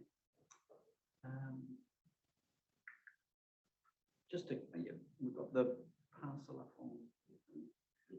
Just a couple of introductory ones from me, Ian. How big is the set? Well, in language we understand it, it's about 6 acres. I don't understand acres anymore. Oh, don't you? I used to as a boy, now I work in hectares. 6 acres is. Oh, it's just over a couple of hectares. And immediately to the left on the map is that's 522 Richmond Road, and that's Mr. and Mrs. Gender's property. Okay, and the Genders are seeking same proposal both on that side. Okay, just so we got that, and how, and we'll come. Well, actually, we'll talk to them. The now just a couple of questions. The 42A report does sort of raise a few issues with going to a low density residential zone. So I just wanted to get your feedback on them. The first is it hasn't been identified as a preferred location. We understand that. The second one is about large poultry farms in the vicinity of these rezoning requests. Are you able to sort of tell me, as the crow flies, how far away the poultry farms are? And You can see it right there. oh, okay, so it is quite It's close. quite close. Now, what's interesting about that one Yeah. is that's not what you call a broiler shed. That doesn't, that's what they call a laying shed. Okay. And that's where the rooster has a jolly fine time and the girls lay lots of eggs. Yeah. And they go to the local hatchery and the eggs are hatched into chicks. And from taken there to they the take broiler it to sheds. broilers. Yeah. So the significant difference between a broiler shed and a laying shed is that the broiler sheds are cleaned out every 7 weeks, where a laying shed, they get cleaned out once every 9 months. The other interesting thing is that particular shed. So just go back to those that don't understand the significance of that. Right. So generally, historically, the objection of chicken sheds Cleaning out. was when they're cleaned out, Yeah. they can smell. Yep. So it's once every 9 months, it happens on one day for that particular shed. And Versus the broilers. which is every 7 weeks. Yeah. And I've been inside the broiler shed. Yeah. Okay. The other thing is that Okay. we have never smelt anything from that shed. Well, your property's right at the extreme end of your site. It is, but I think our neighbour will also mention, You can talk about the chickens. Good. All right. That's good. and I've spoken to the owner of that particular shed. Yep. And his son and daughter-in-law live on the property, and they've never smelt it either. I'm not aware of any complaints from anyone regarding that shed. There's a very small property right down the corner of yours, 561 Yes. Richmond Road. Yes. All right. Okay, all right. And do you know what the likely life of that chicken farm is? I mean, they all have. He is making applications to subdivide it at the moment. He's not intending so he leases it to Eagle. Yeah. It has 3 years to run, and he mentioned to me that it's not his intention to renew the lease or release it, should I say. So I'd say, based on that, it's got a 3-year life. And we've heard the same. So reverse sensitivity is Well, a that one in diminishing particular, issue. If we go slightly further north, Christine, can you drag us down there? Presumably, though, that's another, that a chicken farm as well?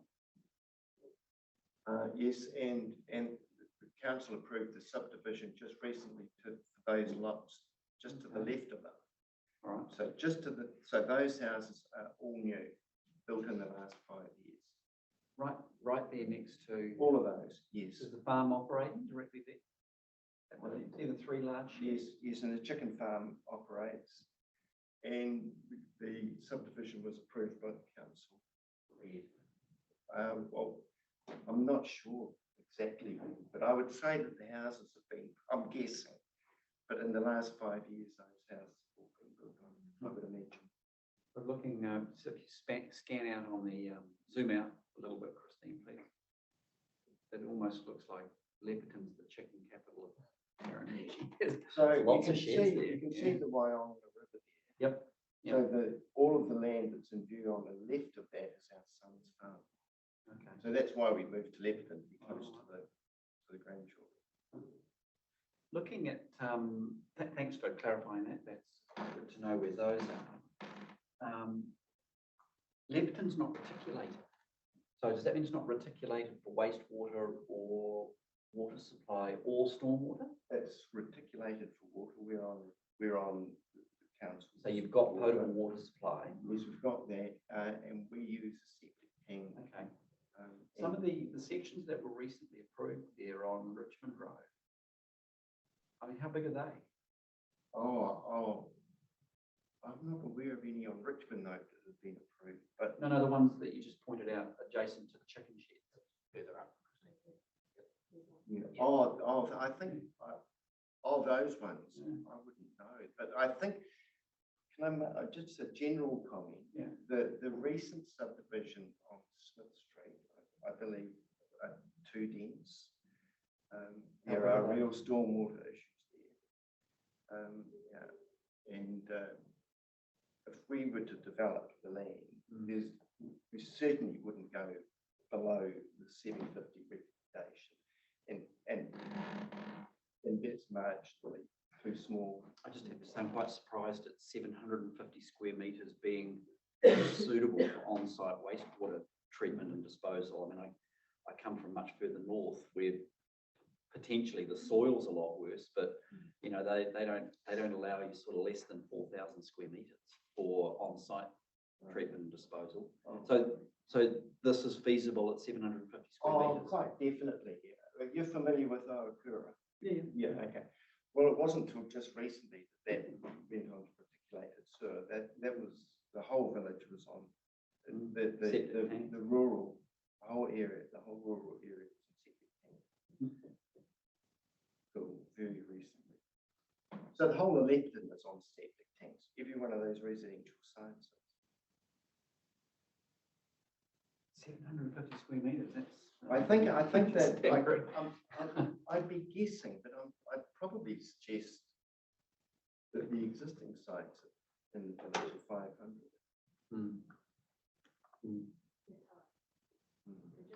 I think it might be a different approach to septic tanks, I think. I know the old septic technology was very much put it all in a tank and let nature do its course, and occasionally you sort of pump it out. I think there were lots of concerns with really old septic tanks leaching into the groundwater and up north of Auckland, and I think that's why they evolved into a very different system. But, they're very sophisticated. Yeah. Oh yeah, I know. Yeah. Okay. Well, that's helpful.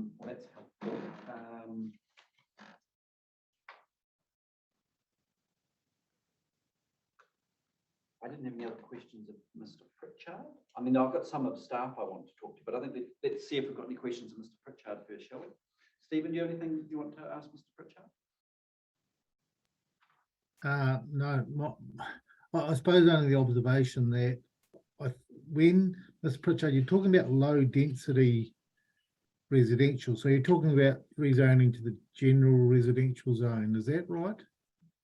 No, low density residential. Low density. 750 square meters. All right. Okay. Yeah. So, and that would allow subdivision of your property into how many lots, do you know? Mathematically, probably about 20. 20, yes. But Certainly, in a rezoning case where you're seeking a change of zoning, we had to deal with this in a very similar process way to perhaps a resource consent application for 20 lots.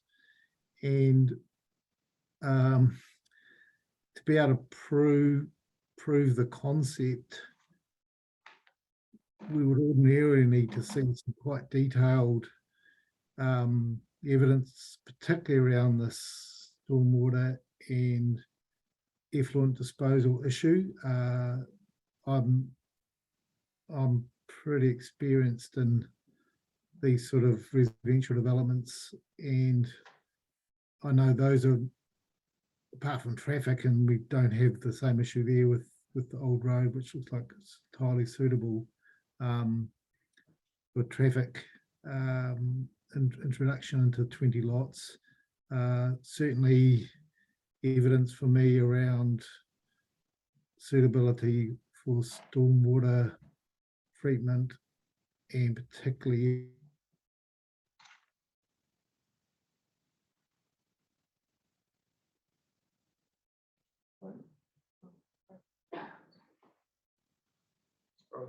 detailed evidence.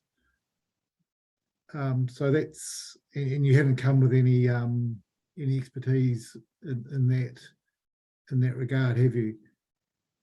no, I'd make the point that as part of the proposed district plan, the other side of the road has been rezoned residential. So I would argue if the council officers have deemed it suitable for the northern side of Old Road to be rezoned residential, then the engineering issues must be identical or as close as identical for the southern side of the road. But, Christine, is it possible to bring up the underlying with the transparency on the, just so that, yeah, that's it. So you can see the proposed, the residential area in the yellow on the northern side of the road. That Yes. area there is. So that's been rezoned. That's proposed to be rezoned. Okay. So the civil matters in terms of drainage, what have you, have no doubt been looked at. Well, I'd signal I'd need to see some evidence on that as a decision maker. I'm very cognizant of the waterways in close proximity. Some advice, however it gets to us, regarding the suitability of the site for wastewater treatment is required. That's all I'm signalling, and the staff want to have some comments on that, and the other commissioners may have some questions and comments on that as well. So no questions there, but just an observation. Yeah, thank you. Just a couple, Mr. Pritchard. Christine, could you bring the topo component up? So I'm just interested in the yield. Have you retained any advice from the surveyor at all? In terms of yield? No, but it wouldn't be my intention to do that, simply because I don't think it would be the right thing to do. Okay. So I see this as an opportunity where you've got somebody who's architecturally educated, environmentally aware, that will do an appropriate development here. And so I think you could get 3 or 4 high density lots at the western end or the left hand end of the site, and then maybe 3 or 4 lots over the balance of it. But I wouldn't want to preempt any discussions that we have with council, because I think it's very important that they are involved in the development of a development. I understand that, Mr. Pritchard. What I perhaps have asked you was, what would be your intention in terms of the curtilage around your existing dwelling? That wouldn't change. And to the left of your dwelling, how far out did you see them going in terms of Yeah, retaining where the mouse is, for those three Yeah, large that- trees? we would retain everything to right hand and all that. You'd acknowledge that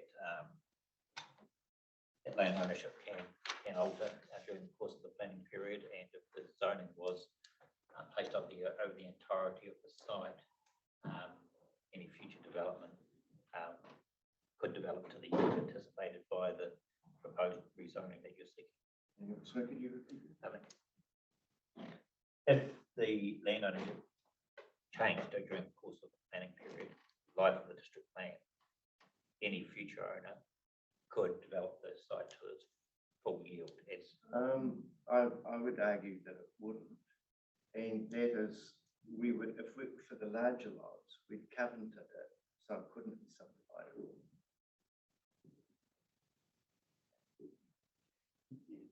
The district plan can't make you do that. So it is very much a, But I thought it Very would much be a put on promise. each individual title. there are complexities. I mean, I think what Commissioner McMahon is saying is that your circumstances may change. We may zone this with the comfortable feeling that you are going to develop it in a very sensitive way. Yes. And yet your circumstances change and then the zoning is there. And someone may acquire the property and not share your same values. So that raises a question, and if that point makes you nervous to rezone it, then as the landowner wanting to kind of exploit an opportunity here to develop some beautiful, appropriate buildings and development for Leverton, how do you achieve that? Mhm. Well, at the moment, your submission just seeks a zone, which provides for 750 square metre lots. Yes, that's correct. And there's no way we can qualify that, even if we were comfortable with that proposition, with it shall only be developed in accordance with Mr. Pritchard's values. So you would be needing to come to us with a slightly more sophisticated submission. Okay. I think that's So what for I'm saying. example, if you left the property, or dare I say it, deceased or whatever, a successor in title would own the submission and would get the benefit of the rezoning Yes. and could develop it at Up to its maximum yield. Yes, I understand that. I mean, we're not trying to denigrate your objective and goals for the property, they're clearly stated. But that's only as good as you retaining the ownership of the property, and then again, your situation could change. So if you said the idea would come back to you with a more sophisticated response, how does that work in terms of time? Well, it doesn't. Now's your day in court, really. Yeah, that's unfortunate. Just thinking this through though, the line of the three trees, if that stayed at its current zone, but for example, the land to the left of it changed, what sort of land area have you got there? Because by the photographs, it's a beautiful flat piece of land, isn't it? It's just, and it's probably too small to do anything but graze on. Well, we've just got sheep for lawn mowers. Yeah. So how much of that, how much land area would you have there? The curtain is an acre. We've got, say, 2 hectares. So it's probably, so half of it is 1 hectare. Yeah, so maybe slightly more than that. Yeah. That's a single title, isn't it? Yes. 1.2. Okay.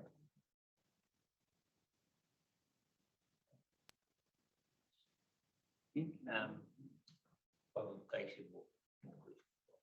Yeah, okay. I just don't know anything else. Have you been in Leppington for a while? 4 years. 4 years, okay. And what's your sense of the village? Is it happy and go forward, or is it sort of stagnating? What's your feel of the culture of the community out there? It's a vibrant, delightful place to live, and we would have every couple of months somebody knocking on our door wanting to buy a section. Yeah. And the houses that were recently built there, they sold very quickly? That subdivision, the recent subdivision up on Smith Street, I think it sold out within months. I mean, the demand is there. Do you have a sense of why? Yeah, I think for a lot of us, being in town isn't the right answer, and being in a small village is simply more attractive. What sort of recreational resources are available out there for the residents? Okay, at the moment, there's a tennis club and a bowling club. All right. Oh, there's a huge cycling community too. Oh, okay. What, road cycling or mountain bike? Road cycling, so there's all different tracks that people like to do because it's quite challenging. The roads aren't too busy, so you'll see every second day there's big cycling groups waiting at the camp for the company after doing big trips around. So it brings a lot of invasion. yeah, a lot of cyclists live out here. Okay. Along the river, council have identified some riparian access way. What's the walking like along the village side of the river? Are you talking about the stream on the right? Yeah, the stream. Okay. Yeah. It's problematic at the moment, but it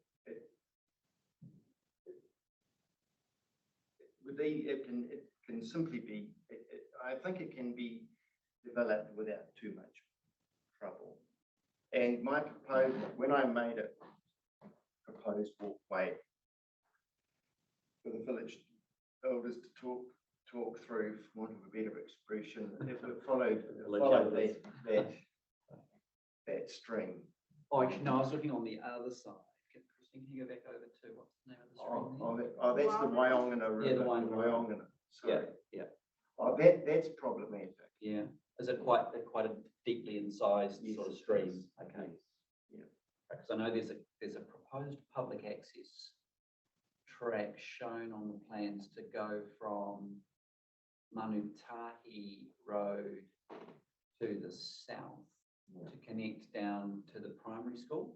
And then I think there's nothing from Manutahi Road north except up to beyond, where are we? Right up the top there, there's a big property at the end of Smith Street. You can't see the track layout. Christine, can you just take off the aerial a little bit so we can see the proposed public access track? Yeah, you see that? There's a little bit that goes through the bush in the north there, and then a bit to connect from Manutahi down to Leppington. We did have some. Oh, I see. Yeah. Who made that? And did anyone actually look at the I think there was some acknowledgement by staff that it's quite problematic when we had the public access hearing. Yeah, I think the theory is that if the land is subdivided, a 20-metre riparian or esplanade strip would be taken and allowed to be connected. But I think there are some problems because there's limited capacity now to go from along Sissons Terrace. So what you're saying to me is there's really no public access along that eastern bank of the river? People get in under the bridge when they go swimming. At the Manutahi Bridge. Where the mouse is now, there was a bit of paper road there. And the council recently relinquished that. I think that's what the issue And of that, the hearing was. hence the problem that you raise. All right. And what's are there things that, so you said there's a school and a play centre. Yes. Are there any sort of other facilities, cafes? There's cafe, yeah. A cafe? There's a store and a cafe. Okay. Right, There's only one block of land that's been zoned for, I think it's local centre, is it? So can I approach them? Yeah, local centre, yeah, okay, right down the corner of Whitcomb and Richmond Road. So where the mouse is now, that's where the play centre is. Yeah. And if you just move the mouse up one street, there, Yeah. that's where the store is. Yeah. And so our piece of land is as close as you can get to the local land. Okay. If you just go north a little bit, Christine, so I understand from, if you go, okay, zoom out a little bit. Here we go. I understand from Ms. Wise' report, and I'll come to her about it shortly. She did mention that there was a decision. So to help, so the discussion in the staff report was to help provide additional residential land and accommodate for growth in Leverton. The plan has identified land along Cross Street and between Whitcomb Street, Paper Road and Old Road. So we took, there's two different areas there along Cross Street.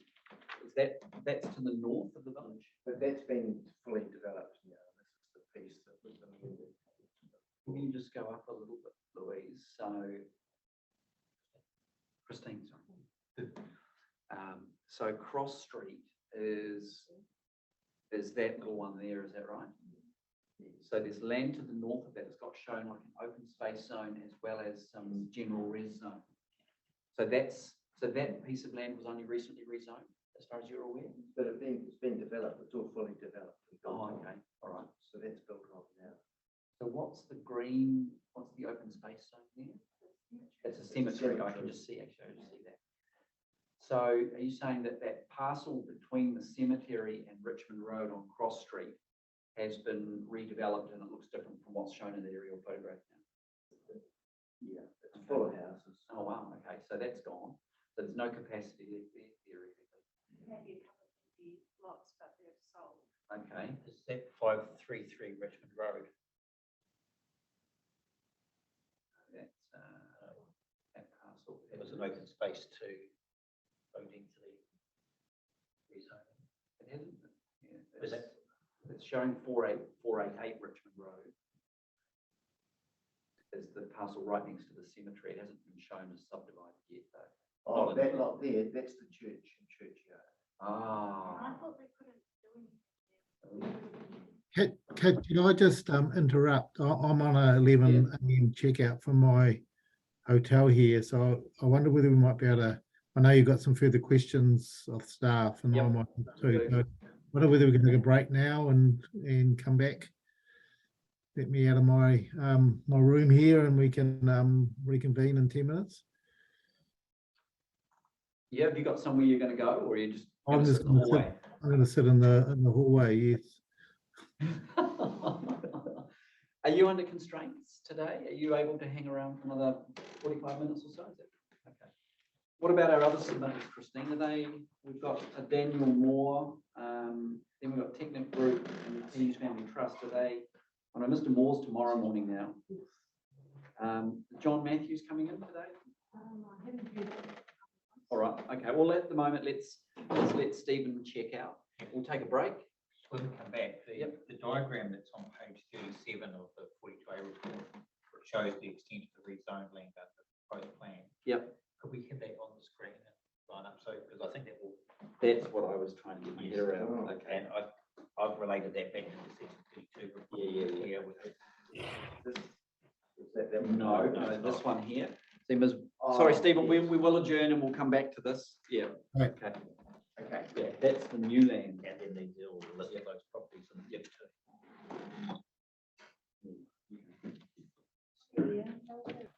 And can you put that page 37 of, oh, hold it, we've lost our staff now. Louise is still here, aren't you? Yep. Do we need Campbell as well? All right, Okay. So can you put page 37 of the 42A report up? Yeah. Yeah, I think I've done it before, sorry.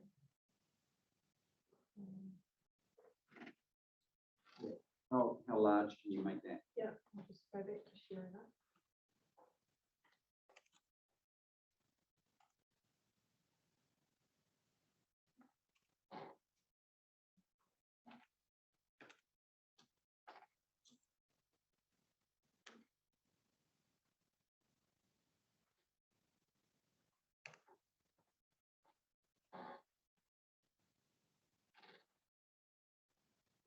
Good. There you go. Okay, so these, what we've shown here is figure 4.28, and the yellow portions there match with what Ms. Y talks about in 144. So these were the areas that the proposed plan proposed for effective upzoning from rural to medium dense, general residential. Yes. Yep. Okay. Dave, did you want to ask some specific questions about this? I do. We were dancing around this a little bit earlier, and I just wanted to understand how much of that has been uptaken. You indicated that in your view, a considerable amount had been, but I'd just like to know the factual situation. Okay, so Christine, can you put the mouse on the cemetery? Yeah, that's it. Yes. So basically, the land to the left and right of the mouse and to the south of it, the bottom, that has all been developed. That is all totally residential now. Even the parcel right next to the river? No, that's the one piece that hasn't been, but that, in my view, is problematic because of the fill that's been dumped on it. Oh, that's right. And then the lower portions of it will flood, and I know it floods because I'm on my son's farm, and I wander across there in a heavy downpour, and it certainly, that stream rises quite significantly in flood. Mr. Pritchard, my next question is, has that redevelopment occurred in the last 3 years? Yes. Because the plan was notified in 2019.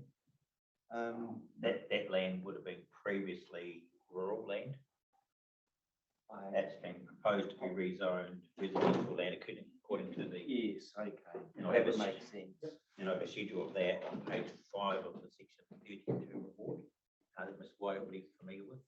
Appendix 1, I think, Ms. White. But we'll just bank that for the moment. We'll come back to it in a minute. So essentially, the land on the north of the word Leperton has been fully developed, with the exception of the church site, which is on the northeastern corner.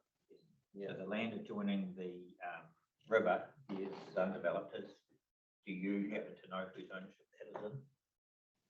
The piece on, that I do, but I don't know his name, but he also owns the rest of the land adjacent to the stream with the Wyong in it. Is it a single owner though? Yes. Up towards the bridge, yeah. Yeah. Okay. And you see the land parcel. So the only,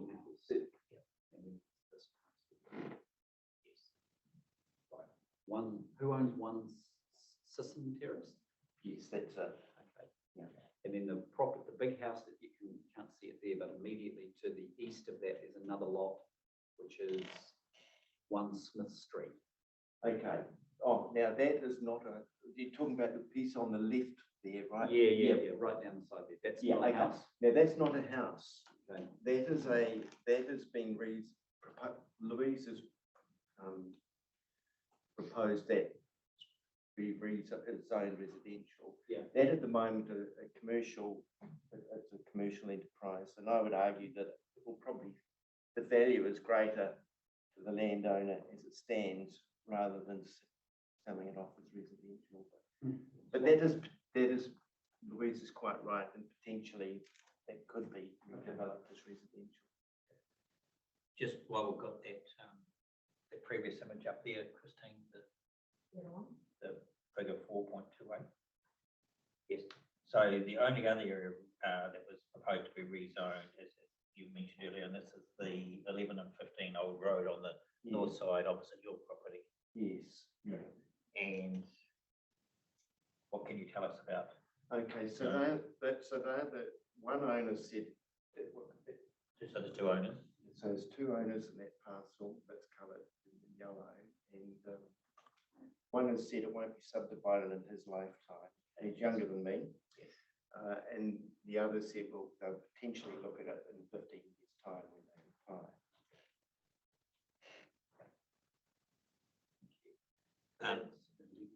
11 and 15.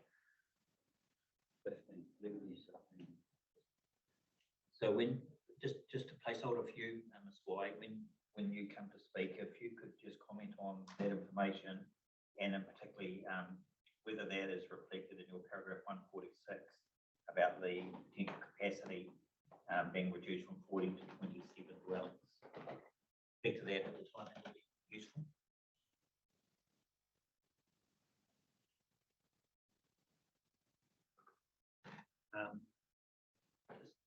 Just give me a minute.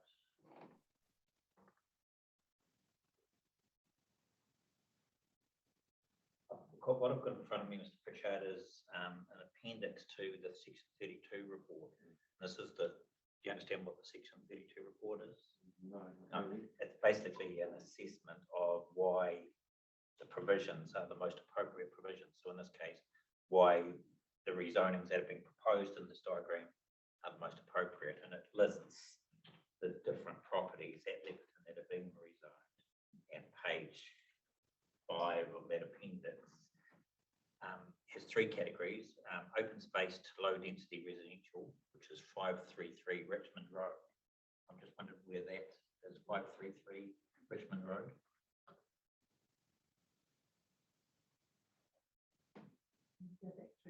Yeah, can you just identify that? 533.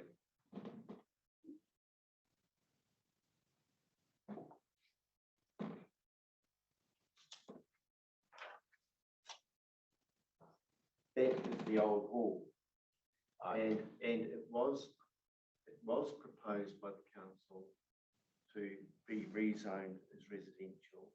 The Leppington Residents Association objected, and the council has reviewed their position, and that it's going to stay as open space. Yes, that's the recommendation, isn't it? Yes. Okay. And then there was a number of Smith Street and Sisson Terrace and Cross Street that we just discussed. Yes.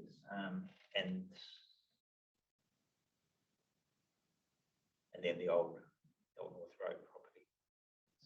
Okay, thank you.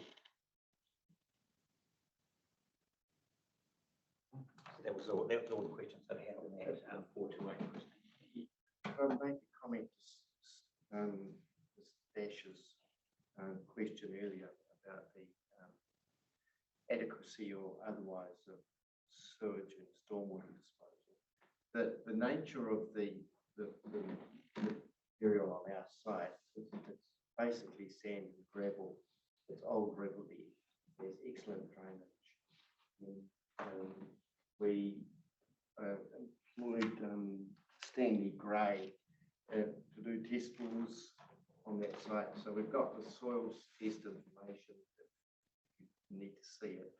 And the water table is very low.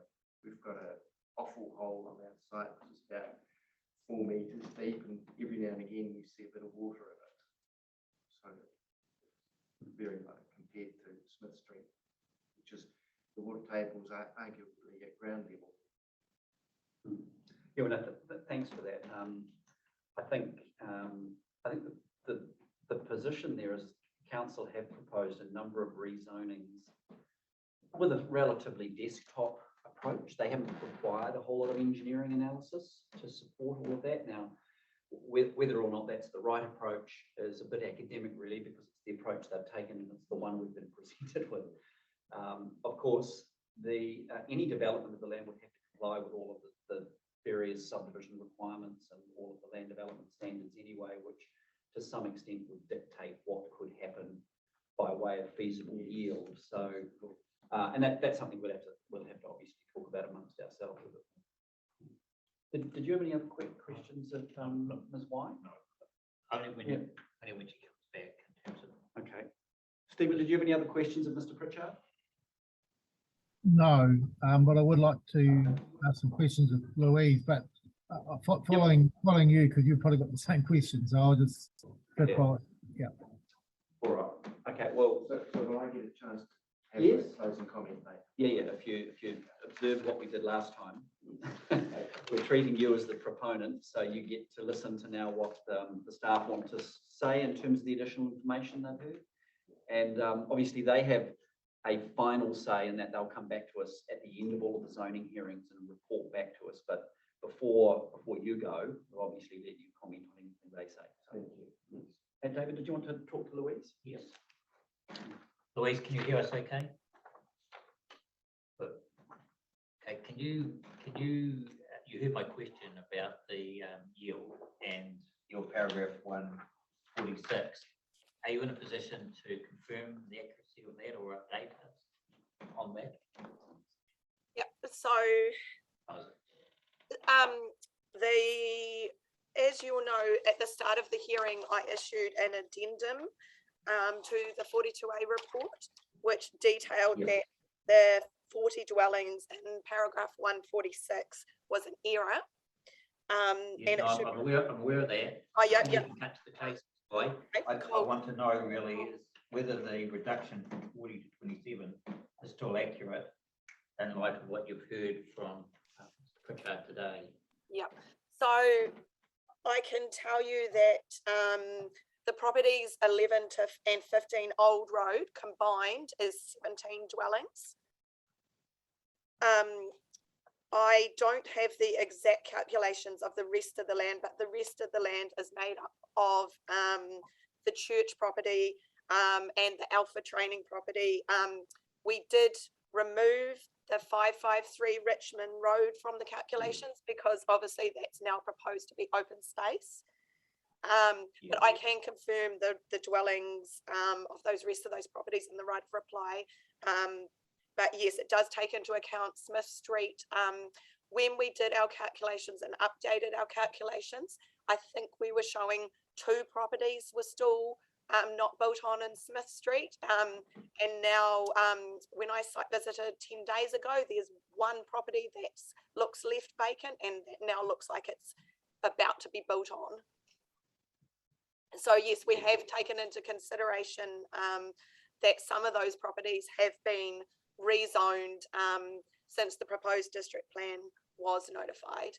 I would also just like to add here that the way we've calculated the growth and what we've rezoned in Leperton, Leperton has not been a preferred growth location for the district. So the way we've calculated the growth for the district is it's spread out across the district as a whole. So taking into account all the issues such as infrastructure, etc., we have given Leperton a small amount of growth, bearing in mind it's not considered to be the preferred location of growth.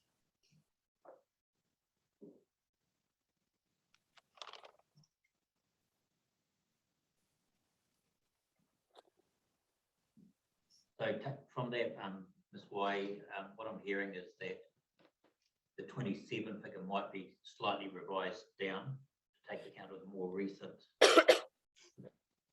I can do a revised calculation for the right of reply because I don't have on hand the number of dwellings for the church land and the Alpha training facility land.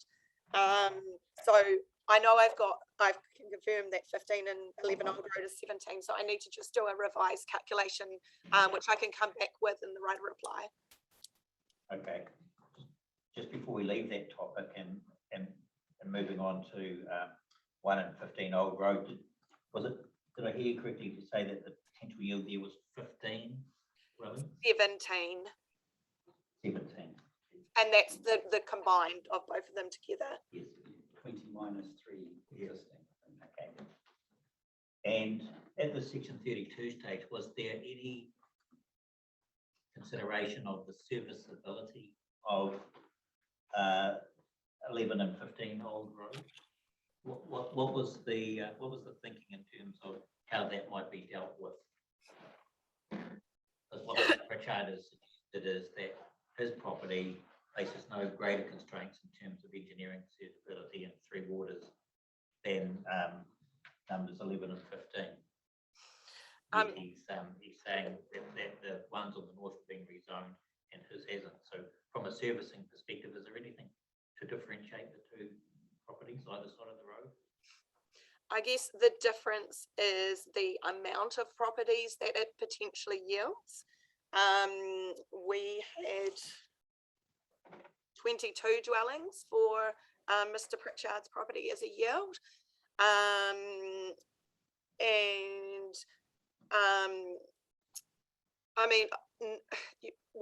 mean, obviously it was just desktop and theoretical exercise. We didn't go and do a massive infrastructure assessment, but this was just one consideration. There were other considerations as to why 11 and 15 Old Road were chosen over 20 Old Road. Yes. But I'm not hearing that there's any substantial impediment to servicing 11 and 15. Traffic, there could be. I alluded in my, or mentioned in my 42A that you would need to consider, you would need a traffic expert to look at Old Road in terms of the width of Old Road to have the capacity to have all those dwellings. 11 and 15, you can't see it on the map that's up on the screen at the moment, but they are also, there's also a paper road that goes along the back, an extension of Whitcomb Road or Whitcomb Terrace, I think it is. So they have the potential to access off there as well. So if there is access issues off Old Road, there's another option for those properties. There's not the same option for 20 Old Road.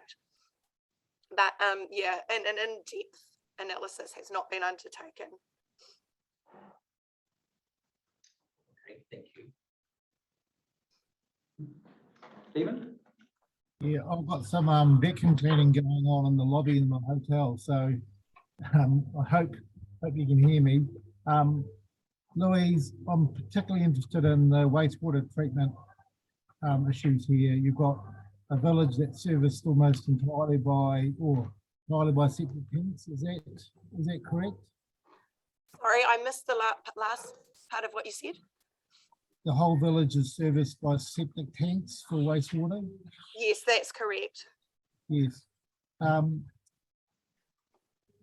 When you looked at your section 32 options and any growth at all, did you look at any constraints issues around septic tanks and water quality in those streams? We looked at section sizes in terms of could you enable septic tanks to fit on the sections? Yes. So do you actually have any engineering report about the performance of the Leopardon septic tanks and their ability for soakage? No, we don't have any engineering reports for this. Yes. I'll come back to that point I made at the start, that to rezone down to this sort of, even at 750 square metres, ordinarily that would be a critical planning zoning question. And I do feel that we do need to have that information as before we can make a decision. And obviously the council's made some calls about growth with further septic tanks, including those must have been perhaps a resource consent granted for the houses on Smith Road. I mean, we had an assessment and to determine the lot size of the low density residential. There were discussions with engineering teams in terms of the actual lot size that it could go down to and still be sufficient. But that was a general discussion. There was not a specific discussion for these Leopardon properties. Okay. I'm more interested in the reason why this isn't a growth area. Is it because these small villages, in my planning experience, that are serviced by septic tanks aren't normally allowed to grow because that type of wastewater treatment is is not really part of modern urban planning? So there were several reasons why Leopardon is not considered one of the preferred growth areas. And you are correct. Septic tanks was one. The other reason was the vicinity of Leopardon to the chicken farms and the potential to create a lot of reverse sensitivity issues in terms of odor, noise, and traffic and transport. And I guess the way the growth assessments were done is we've looked at the district as a whole, and as a whole, where are the preferred locations for growth and the best locations for this to happen. And obviously, areas that are fully reticulated have become preferred options over ones that aren't. But at the same time, we also understand that, you know, the Smith Street subdivision and how it's quickly filled up as an example, as there is a bit of demand for living in this Leopardon village area. So we want to allow for a small amount of growth to cater for that. One last question about the church property. Is the church being closed, and is the church still operating? Is this rezone residential? We were talking about the church previously, Louise, up near the Smith Road in the north. So can you just let me know what's happening there beside the cemetery? I would need to get back to you on that one. I can come back to you with that on the right of reply. Okay, thank you. Thank you, Kate. Okay, thanks, Steve. Three final things, Louise. I hope you're coping all right. You're sounding, your voice is slowly fading. I'd actually be interested, if it is in a deliverable report, having a look at that assessment for the low density residential zone from the engineering, you know, the serviceability of 750 square meters. I'd be interested in that if I could. I appreciate it's at a generic level, but I think that's quite important. And I think I've worked out why it's much smaller here than north. I think the soil is much more permeable than it is up north. That's why they have to have massive irrigation fields to drip it at 1 litre per square metre per day. So that's one thing I'd be interested in. Mr. Pritchard talked about the sections recently being developed on Richmond Road, quite close to the chicken farm. Are you, I mean, I'd just be interested in having a look at council's decision making around that, particularly around the issue of reverse sensitivity. You know the sections I'm talking about? Yes, I do. The ones that are up on the screen. Yeah, between basically in that block between Manutahi and Richmond. And I guess the last thing, I'm just interested in your comment when you were answering Stephen's questions about why it wasn't a growth area. And I get that, it's not serviced. There's already potentially smelly and traffic generating rural activity close by. You looked at the whole district for the best areas, you identified reticulated areas as the preferred locations. And then you said, but you realized there was demand for living at Leopardon, and that made you want to provide for some growth. I guess that observation is quite important in my thinking. And I guess the simple question is, why was demand at this village? Why did that justify expanding it, if indeed it wasn't one of the preferred locations? What is it about the demand that sort of changed council's mind and wanted it to enable some more growth at Leopardon? So working out the demand for growth for Leopardon has actually been quite a tricky exercise, because the way the population projections are done, Leopardon falls into the Waitara region, so there's no separation down to the granular level of actually the actual demand for Leopardon. So we have a demand for that wider area as a whole. And so I guess to an extent, in terms of numbers and figures, the demand, we wanted to ensure that these smaller villages had the capacity to grow a little bit. And we could see what was happening on the ground in terms of the subdivision at Smith Street, and that was going ahead. That subdivision was granted before we rezoned the land to residential, low density residential. So we could see there was a little bit of demand from what was happening on the ground. So I guess we also looked at, you know, what was the most logical way of where areas where you could expand the boundary, and, you know, what was the limit of the boundary, and how to ensure that we didn't have too much of an impact on the chicken farms. Because there's a massive difference between just rezoning, say, 15 and 11 Old Road. Because you are going to hear from the owners of 19 Old Road tomorrow, and you will be hearing from 552 Richmond Road next. So we looked at, like, if you were to rezone 19, 20 and 552 Richmond Road, that combined is another 43 dwellings. So we're looking at the scale and the cumulative effects on the reverse sensitivity on the chicken farms. So what our thinking was, a small scale and a small amount that are slightly further away. I mean, obviously there's still going to be impacts and effects. So we sort of considered it like that. So one option was to not allow Leopardon to grow at all. You didn't choose that option though, did you? No, we didn't choose that at all. I think when we did all the zone audit work back in 2018, it sort of indicated that there was a little bit of demand, and I think majority of our smaller villages, even though they may not be preferred locations for growth, have a small amount of area to allow for growth, because remember we are planning for 30-year horizon. So we need to sort of think longer than just the 10-year horizon of the PDP. Okay. Can you, off the top of your head, do you know which of the other rural villages the proposed plan proposes the increase of residential capacity around the outskirts? Which of the other rural villages? We did do some in Owakura.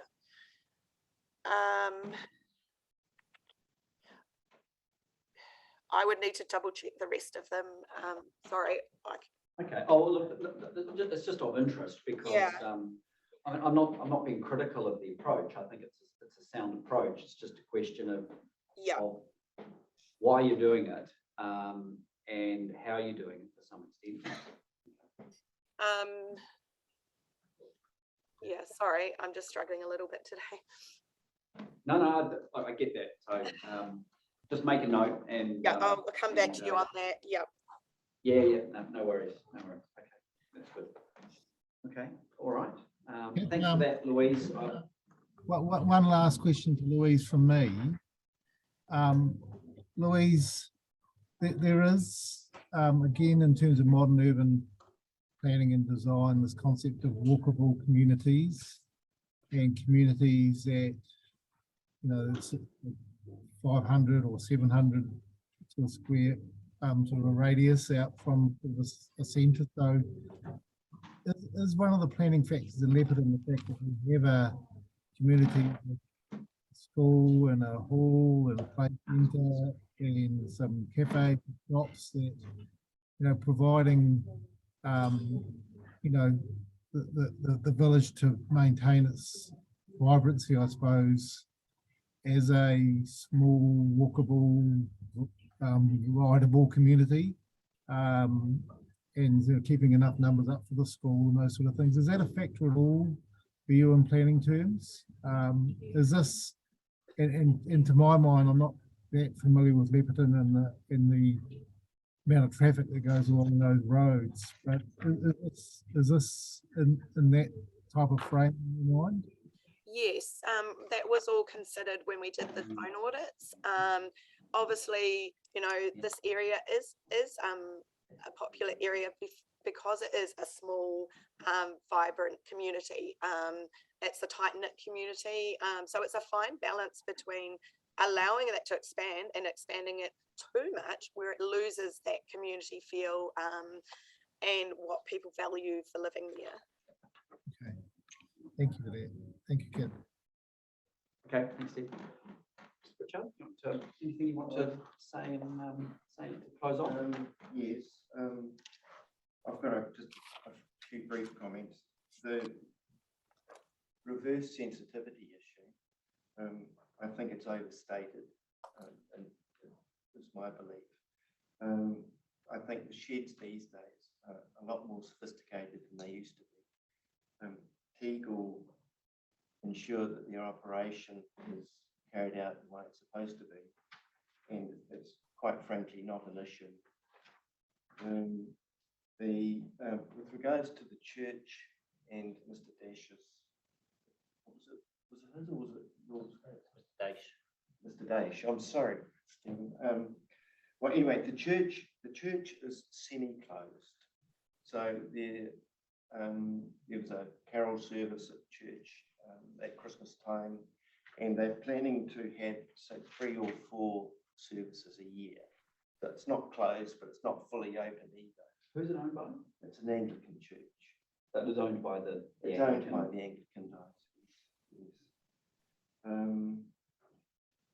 Yes. I would argue there is high demand for people to live in the village for the very reason that Louise mentioned. It's a beautiful, vibrant village, and people want to be there. In terms of the traffic, if we were to develop the 10/20 old road, it's my view as an architect that the road shouldn't be wide. It's a beautiful little road. There's room in the road reserve for planting, and when you have a narrow road, you get slower traffic speeds, and I think that's a desirable thing.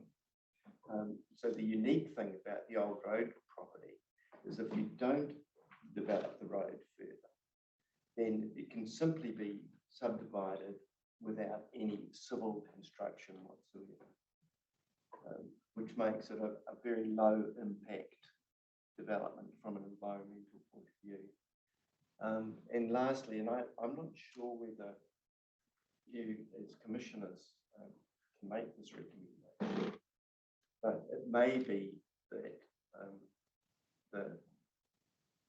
the halfway point for us is that maybe a portion of our site be rezoned, maybe 1/3 near Richmond Road, and the balance remains an open space or rural production zone or lifestyle zone. But I'm not sure whether you can do that. Can you? You can. Yeah. Oh, okay. Well, Could recommend. yes. I Okay. mean, Well, we could. because you see, can I just? It's basically residential from the house in the corner of our section, the bottom left. Yeah. And because of the trees that are there, it just feels all the same. And so for that road frontage, for that first paddock, was rezoned in balanced state, that would still makes perfect sense. And the other thing is that in the planner's report, there was an argument for 40 additional lots in Leperton. It came down to 27, and now it's potentially less than that. So where are the rest of them? Rest of the dwellings going? We wouldn't want to see development on our lot to the extent that the plan towards rezone.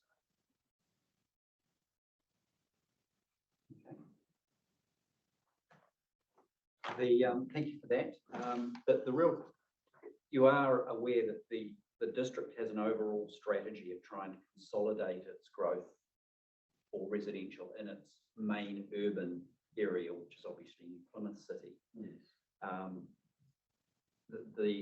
the life cycle of a village like this, and you've seen it with Ohakura, is that it's infinitely commutable. And indeed, just looking at the commuting distance of 15.4 kilometres and 18-minute in light traffic, I mean, if people in Auckland had that as a commute in front of them, they'd jump for joy. So it's infinitely commutable. So the theory that allowing some growth here starts to fall over to some extent, because the more you enable out here, that provides effectively competition for expansion within the city, where that's where the strategy's got to go. So it is very much a how much is appropriate to enable some growth. Because I'll give you another example from my neck of the woods. You look at Huapai or Kumu up on the west of Auckland. They were probably Leperton 40 years ago, and now they are a massive development. They've got retirement villages. They've completely changed, simply because every successive planning reset, they were allowed a little bit more growth, and they got to a point where the size of the community was so large that they became effectively part of the Auckland conurbation. And I mean, I'm not saying that that's likely in this situation. It's highly unlikely. I mean, but this is what happens. People look to villages where they are commutable as a viable alternative when there's not enough houses close to where they want to work potentially. So, and it's a balancing exercise, but very much appreciate the values you brought to thinking about the future of these parcels of land. Okay, thanks a lot. Tracy? Yep. Mr. Pritchard's done a lot of the heavy lifting, so. Don't worry, we complement each other. I feel we're quite different. All right. Right, so. Kia ora. My name's Tracy. I'm representing myself and my husband, Chad Sender, owners of 552 Richmond Road in Leperton. My husband's a registered builder and I'm a registered nurse and also a marriage celebrant. We've owned our property since 2018, about 3.5 years now. We moved there from the centre of Plymouth to Leperton with our 2 young boys at the time. We now have 3 young boys. So what brought us to Leperton? Mainly the school, to be honest, and also mainly to get out of town. I mean, for a young family, that's the dream, to have space for your kids to walk around your property, to be able to walk safely to the shop, to walk safely to the school. In fact, around the whole Leperton, I pride myself on the fact that our kids have freedom to be kids. And that's how many of my other mother and father friends that have kids at the school, they feel the same. Leperton is such a special place where you can feel safe with your kids, to roam and have that Kiwi dream. Free range. Yes, it is the dream, and so many of my town friends are envious, because you look at any suburban town, they're going to have to cross some kinds of roads to get to school. So I think that's definitely got that going for it. There's also the play centre, which is a thriving community of younger children, which is on the property of the school. So if you look at ours, literally so the school doesn't look like that anymore. So when we moved there, they were rebuilding the school. So now where you can see on the corner there where the school used to be is actually, that whole thing is a car park. And the school is now where you can kind of see it as a court, some kind of, yep. So that's where the school is now. So it's a long, oblong building. And then, so you've got the car park at the front, you've got the play centre on the roadside, on the at front to the bottom of the school section. And then at the back now, You've got the basketball court taking up the majority, yes, exactly where the mouse is. The basketball court's there, and then next to that, so to the left slightly, there's a playground, and then the whole of the field is behind that. Now, our property, as you can see, the lines just below there, our property literally is next to the school. So we're so close that basketballs fly over our fence and we throw them back. And also of note, down the centre there is a paper road. Yeah. Now, currently, it's half of it is being used on our side. We're looking after it for the council, and the other half is being used by our neighbours. So they have a strip running from their property down to the river. They've also got some sheds and things on it on their side. This Google Earth image is of our past owners. So you can see that red container thing, well, that's not there. Yes, all of that stuff was on the paper road. That's all gone now. Well, on our side, all gone. Yeah. On the other side, still there. That's 550 Richmond Road. Yeah, that's our neighbours. And so they've kind of claimed this half of the paper road. Claimed the road. Okay. Yeah, and I mean, technically their property is up against the paper, like literally open the window and you're in the paper road. Okay, so that just kind of makes sense. So we chose this property. Oh, it was the dream for us, right next to the school. Our kids, I can literally from our house at the front there, looking out our lounge window, I can see them playing on the new playground from our living room, which is amazing for me. They go to the school, they play, they don't have to cross any roads to get to the school.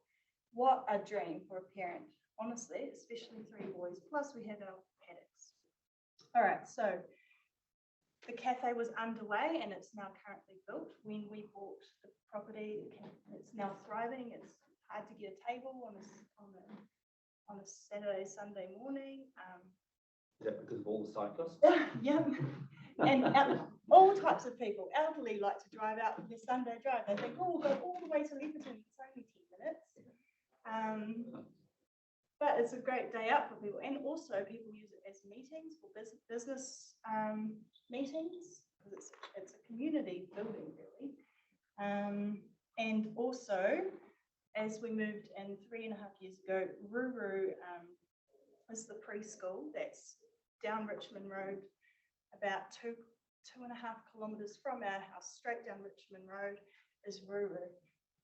Now, just talking about demand, is particularly with what Louise was saying, you noticed a small demand in Leverton. Well, I would argue that there is a huge demand.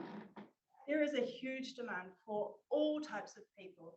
I mean, let's talk about Ruru, the place, the early childhood centre.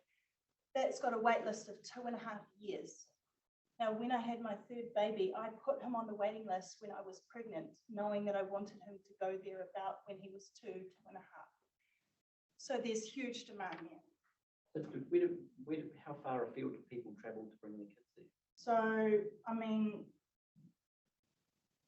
Waitara is, maybe a lower socioeconomic. So a lot of people who, farmers or business owners, or even people from Bell Block, they will take their children to Ruru because it's modern learning, it's environmentally friendly, they use eco-friendly products, they use reusable nappies, they teach in a nurturing nest type philosophy, where children should play with sticks and branch and mud and things, not plastic toys. So extremely modern learning, and a writer, the owner, has been, she's ahead of the game, ahead of her time, and it's kind of in similar philosophies to the Green School in Owakura.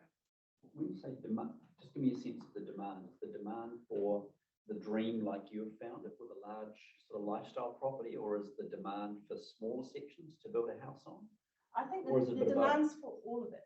People want to go to the school, they want to go to the the early childhood, they want to be away with a little bit of a rural drive to get home. Even people enjoy the drive to get home because it gives them that chance. It's not that far, but it gives them that chance to breathe as they're driving on their way home. And then the entry to Leperton is beautiful. You've got lovely trees and it's just such a warm, welcoming area. And then once you're there, the vibe is beautiful. You can just walk the streets.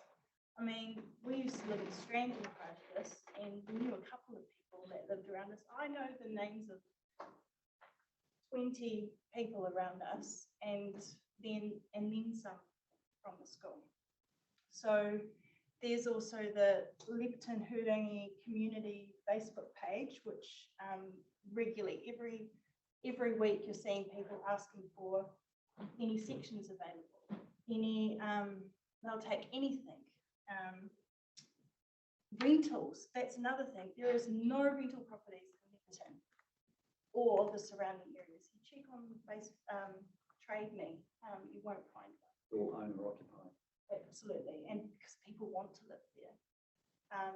The average time that a house stays on the market, I've noticed, is less than a few weeks. People private sale because they know there's such a huge demand. There's no need for a real estate agent. And also, just going back to the school is super advanced modern learning because they had the benefit of they got to start fresh. They had to demolish the old school. It was leaking. So they got to start with a completely blank canvas, and the school had full control. So they took up this opportunity of modern learning. So there's modern learning is large classrooms, lots of students, but lots of rooms. So you've got 3 different teachers in the same classroom, but one teacher will teach all the basic level reading, and then the next teacher will teach the middle level. So you're not getting one teacher trying to teach 30 different students all different ways. It's focused and concentrated, and the children, especially my 5-year-old, who, you know, I've just been shocked by how he's progressed just from this intensive learning. And I mean, it doesn't work for all kids, but certainly there's a huge demand for it, and people love it. Like, yeah, you just need to go and chat at 3 o'clock and talk to the parents there because it's incredible. You also have all the benefits of a rural school. So they do pet day. My sons have calves for pet day. Yeah, they can raise their own chickens. Like the school will organise the chicken to take home. What years does the school cater for? From just a standard primary years, so 5 to 10 or So years 1 to 6. Yeah. Okay. And what's the current role, do you know?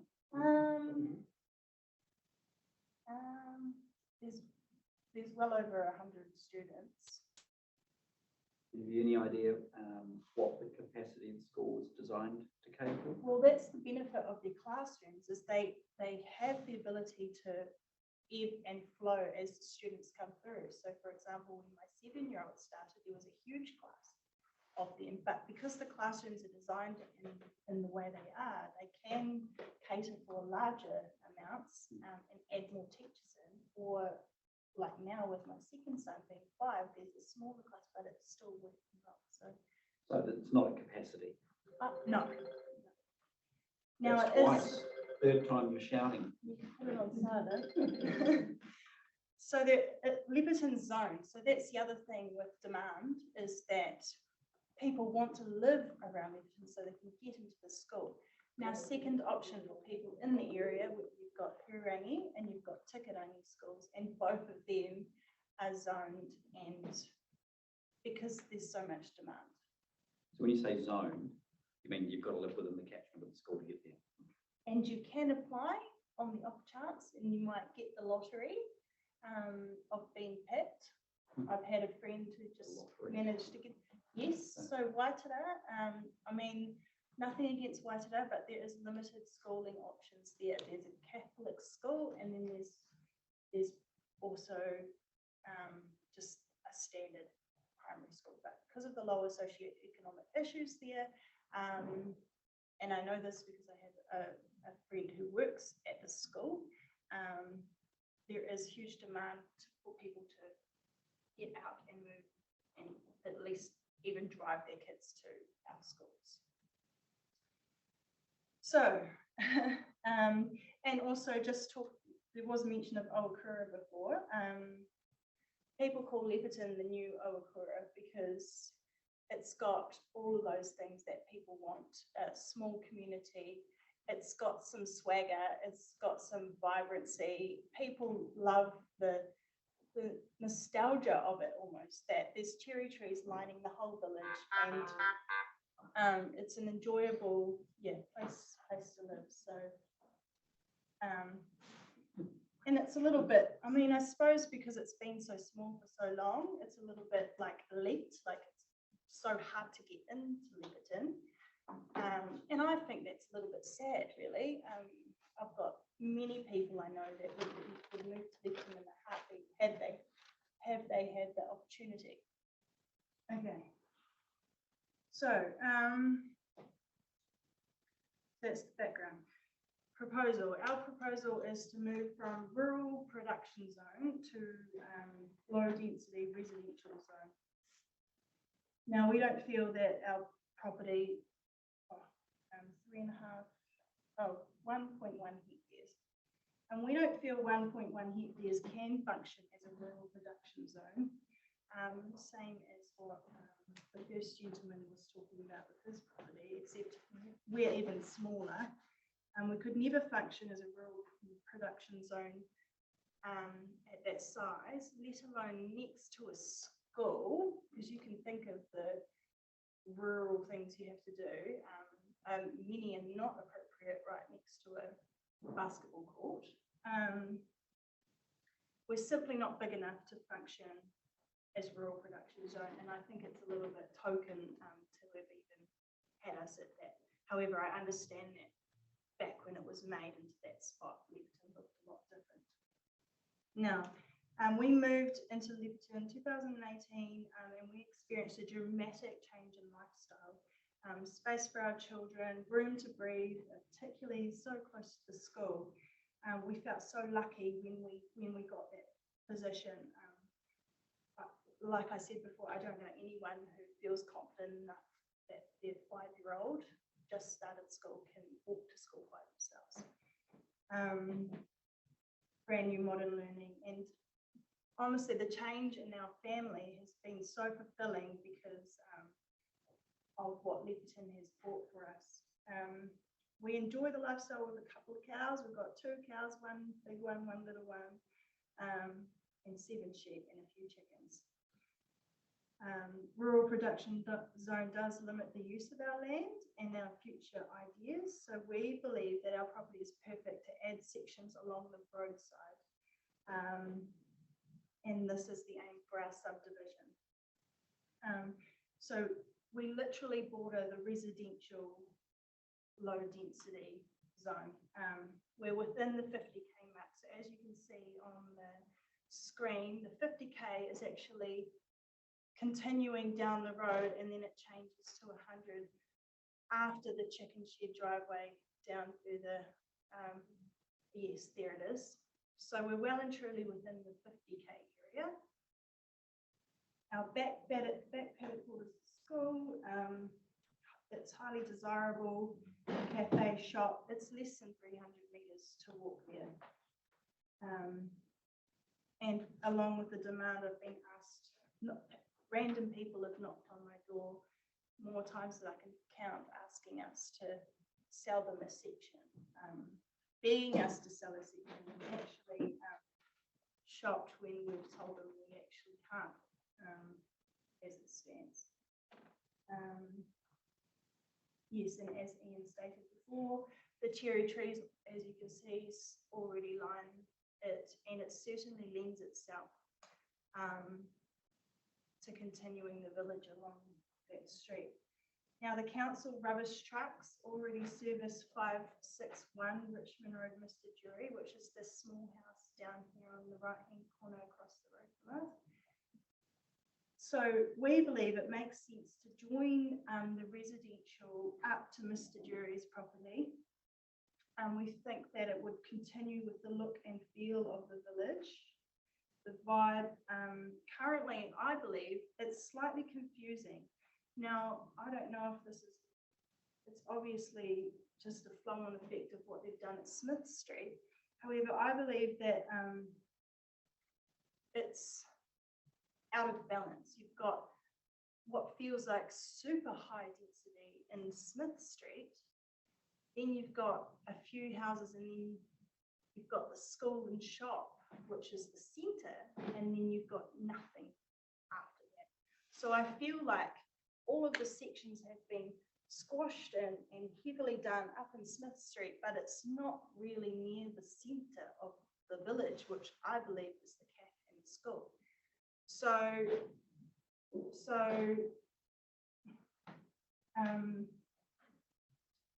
yes, that makes me think that it does, if you drive through Leperton and have a good look and a think, it does actually look a bit confusing as to why it's been balanced like that, you know, in the physical. Smith Street is very heavy density. And once you continue down Richmond Road, all these other sections are well balanced, similar size, and that makes sense to me. And that's what we would be thinking we would continue on with our small part this way. So we believe our end of Leperton is the more desirable end of Leperton. Our side, you don't have to cross roads to get to the school. I mean, albeit on the other side with Ian Pritchard's submission, one road and then you're at the school. Whereas Smith Street, you have to walk all the way down, cross the main intersection and come down. So we think it's favourable. We think it is favourable to have more sections down our end, not only to balance it out, but that it makes more sense, really. We know there's a lack of sections around New Plymouth. Leperton's close to town. It's close to town. It's the centre between Waitara, Inglewood and Bell Block. So super accessible for work for those people. Or straight down to Stratford, it's an easy drive too down the 3A. Now our sections would be generous, well-shaped sections. Our property is mostly flat. It looks like a little bit of a bend to the ground, but it's flat. The way we could do our sections would be allow for all day sun, sheltered with established trees on the boundary, and native planting already there. It would only add to lifestyle sections, which is a beautiful way to live. We think if we can have a few more families like us live this life, then it would really benefit them. Yeah, and we wholeheartedly support Ian Pritchard's submission across the road. We believe that he's done a well-considered plan, and he's our direct neighbour, and we believe his proposal plus ours would make a lot of sense. And to take it down to Mr. Jury's on the little one in the corner, because at the moment that house is just sitting there on its own, and it's serviced by council rubbish trucks. Where we are with our rural production zone, we actually don't get our rubbish collected. Now the rubbish truck drives down to Mr. Jury's, literally turns around in the chicken shed driveway, and drives back past our property. I've asked council about getting rubbish collection. They said, no, you have to be residential. Now they already go past our property, so it's not like they're going to be adding in more services, because it's literally already happening right in front of it. Yeah, and that would make visual sense. Now the paper road, if we were allowed to be residential, we could utilise the paper road for future access. Now, that could be done in a few different ways. Obviously, utilise it as a council road, or we could purchase it. If it would help the process, we would be interested in purchasing it. And this also would benefit the school, because we believe that it would be beneficial to have a road down towards the school there.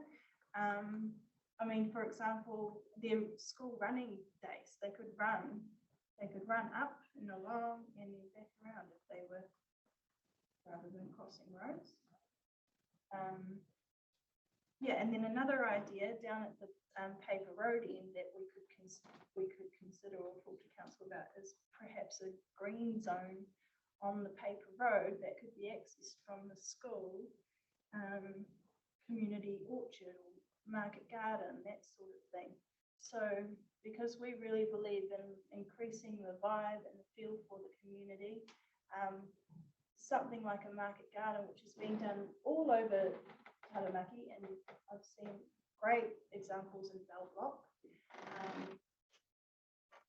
It's another central point for a community, and that's the way the world's going now with green, appreciating the green, you know, growing food, being together and helping each other do it. Okay, and at the rear of our property, we've got the Wāngana stream. Now, some might call it a river. Like today, it probably is a dramatic river.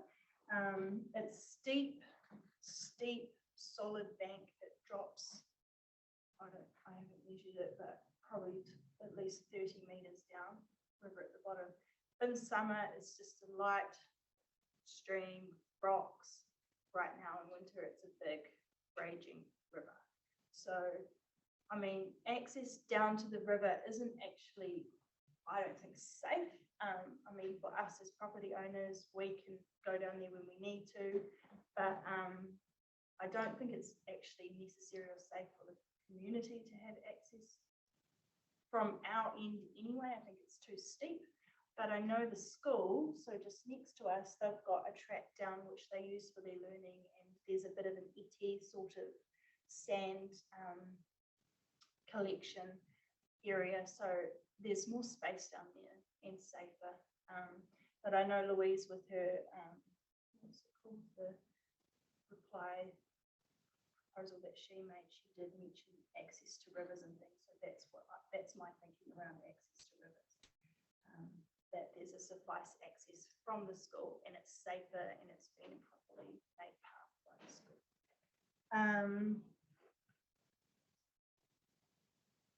Yes, and currently native planting all the way along our side of the river. I've had someone check all the plants, and they've told me that, yeah, 90%, if not more, are native along the river. And that's very important to us. Okay, so the chicken shed and the reverse sensitivity about that. Now, nobody has spoken to us about the environmental impacts of that shed.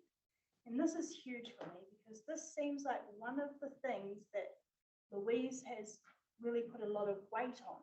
However, yes, it is next to our property, yet it is still several meters, like quite a while from our property, with that car park taking up a lot of room, the dense bush line along there.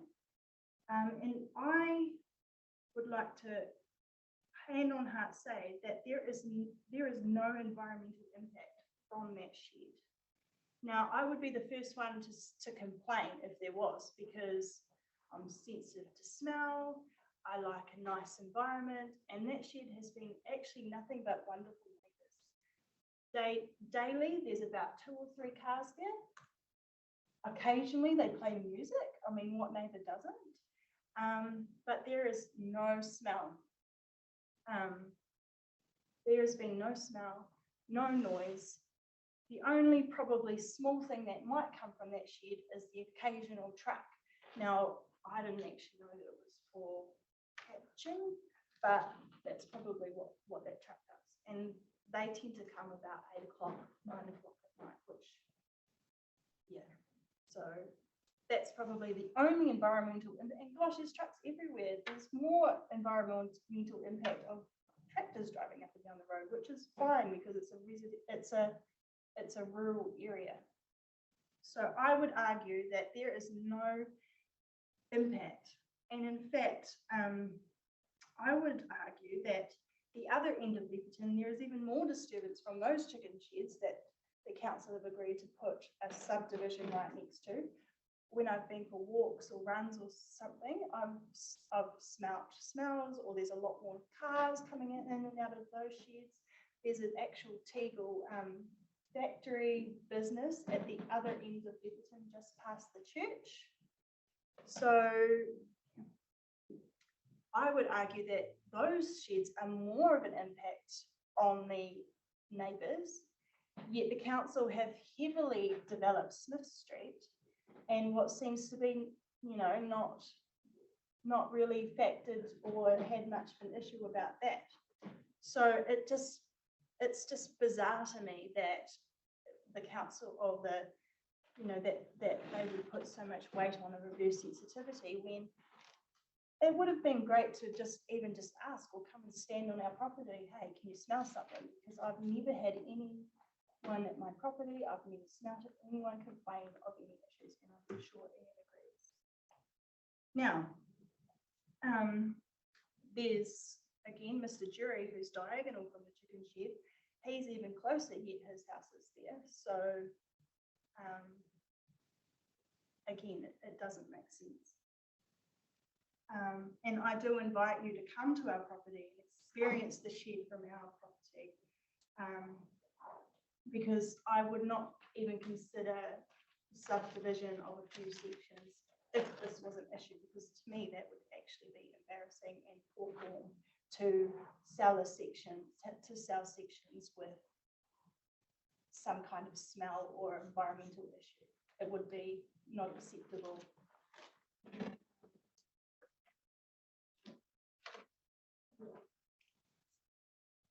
So,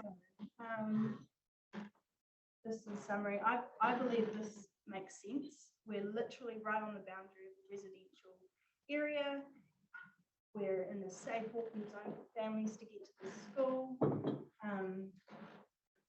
And then, yes, you have allowed for further growth of Leppington, but this just blows my mind that you've chosen areas that are, I mean, not even showing any interest in increasing their size, like the church. I mean, the church isn't going to turn their property into a residential, and the training institute, which is a whole heap of sheds who are actively training people, you're not going to suddenly change to residential either.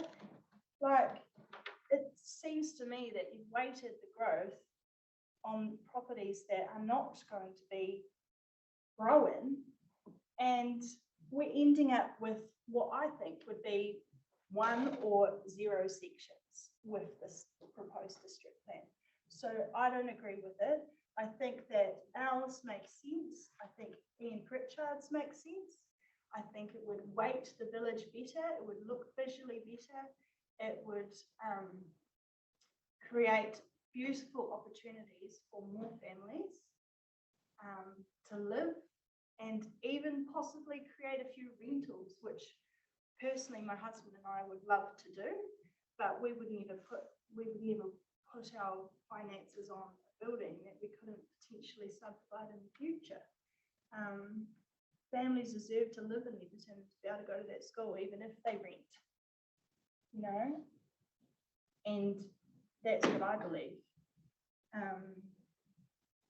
If we got approval to be rezoned, our ideal outcome would be 2 to 3 sections along the roadside. That would make it available for more people to become part of the community, and preferably to families, and for the rest of the property to sit dormant while we continue to enjoy our orchards and things in the rest of the property, and still be able to have a couple of sheep and maybe a car each year.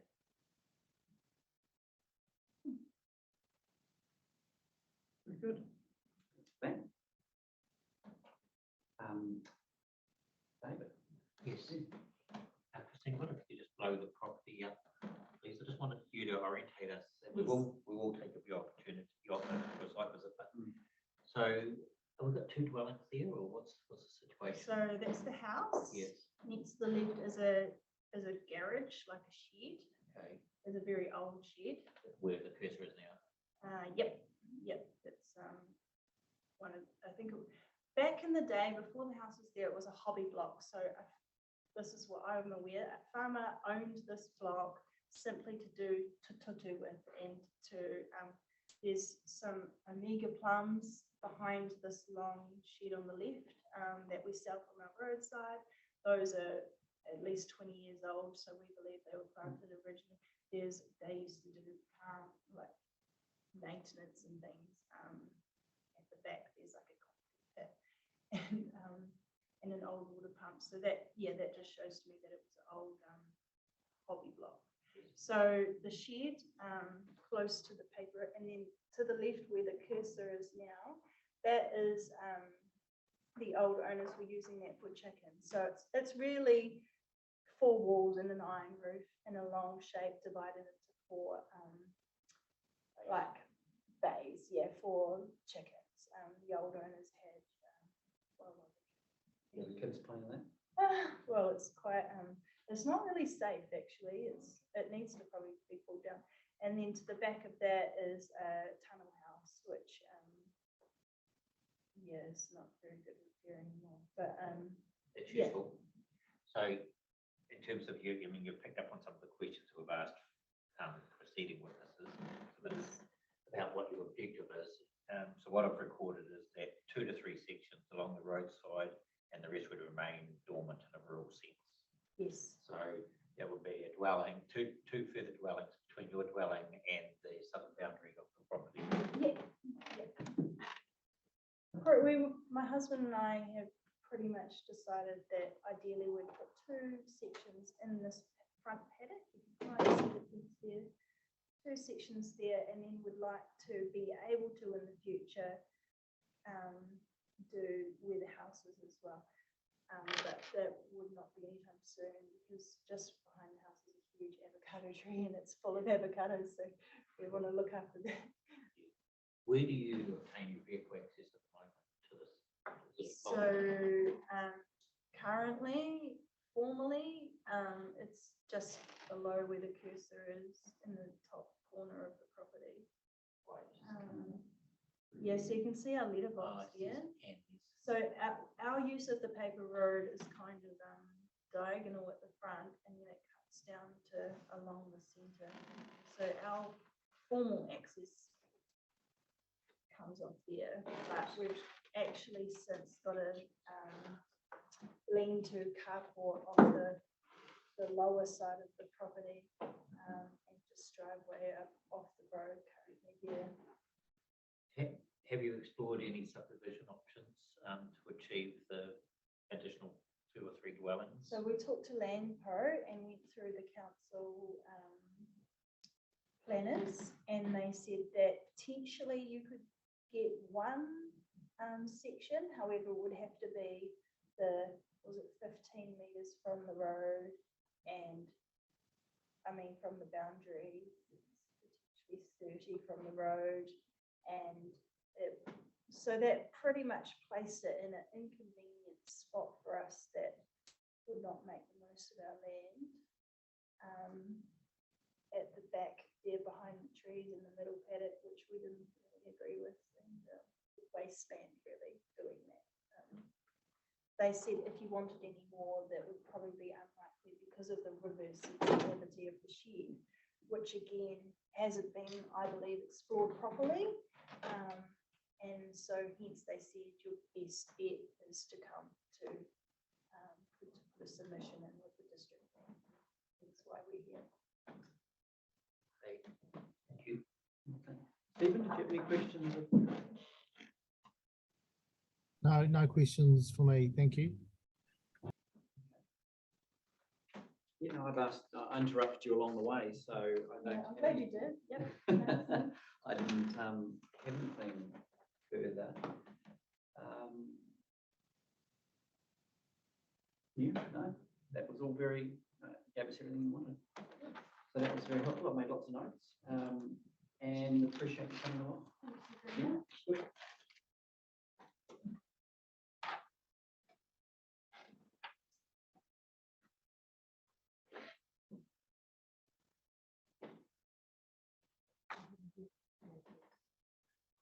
Mr. Matthews is not coming, so we have the Keane Family Trust.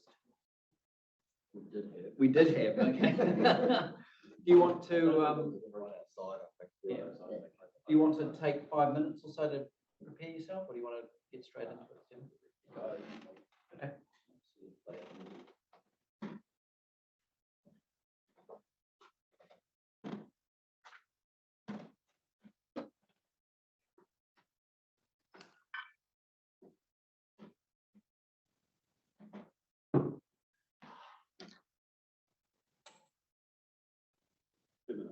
Okay.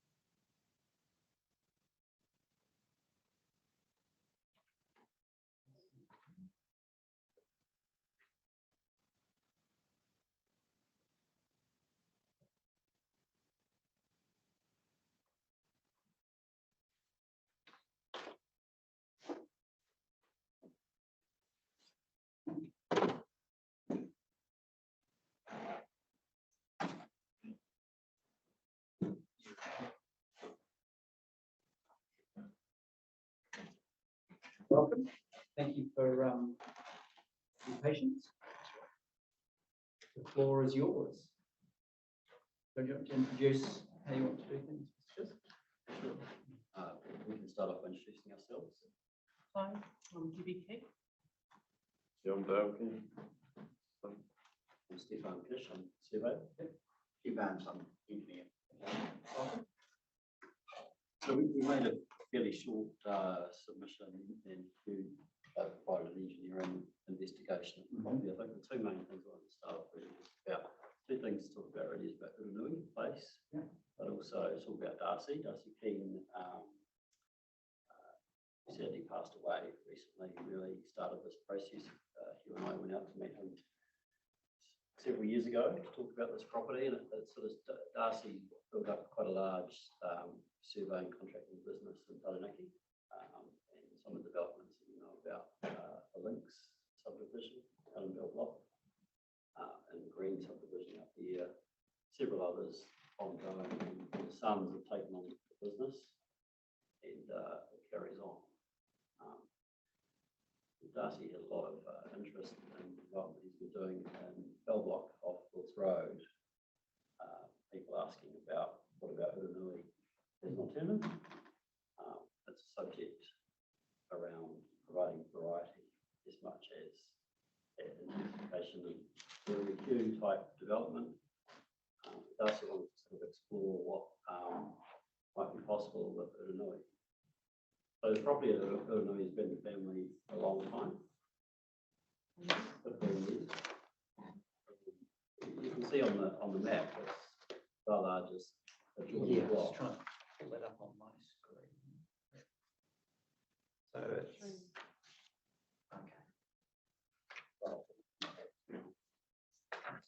if you click on the land, the big keep going left.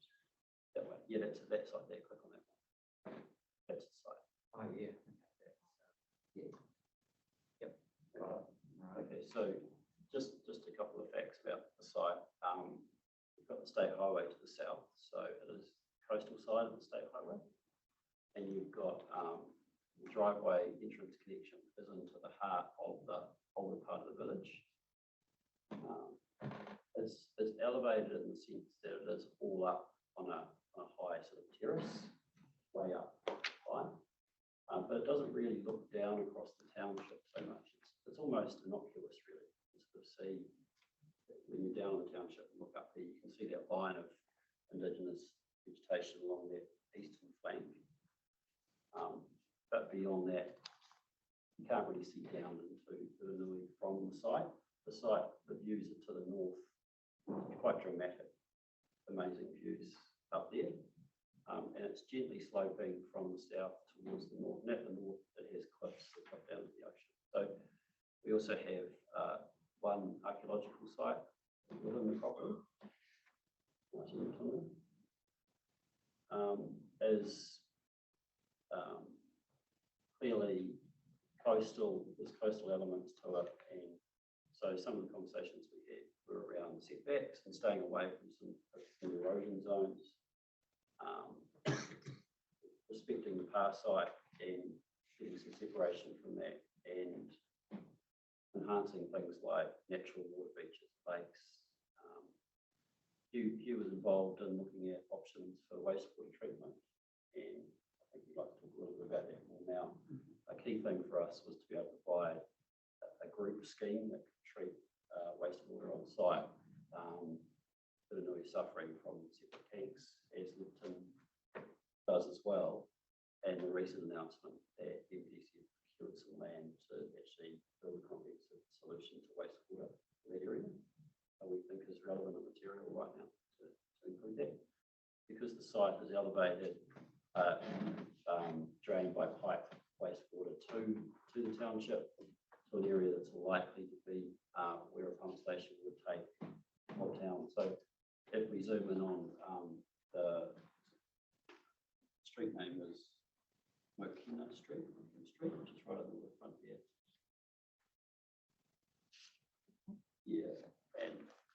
And further to the right, and down to the waterfront on the main village there. These areas down through here are likely to be areas where, because they are the lowest elevation of the township, where a pump station will need to be, and so the Keen land can drain to that point through the pipe systems. Just pause there, Stephen. What might be useful, Christine, could you pull up submission 538?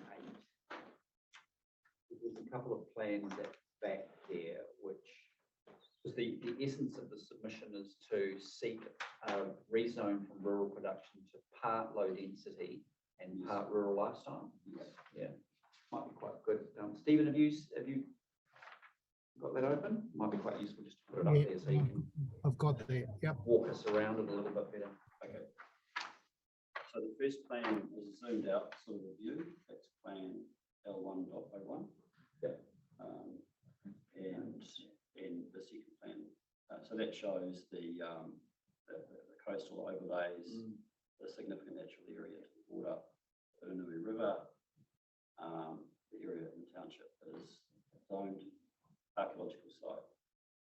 So what we came up with was a concept for some limited residential development here, and really it's about connectivity, walkability to the village, building on the existing village, and saying, look, hey, this land is here, it's right next to Uranui, it's on the safe side of the state highway.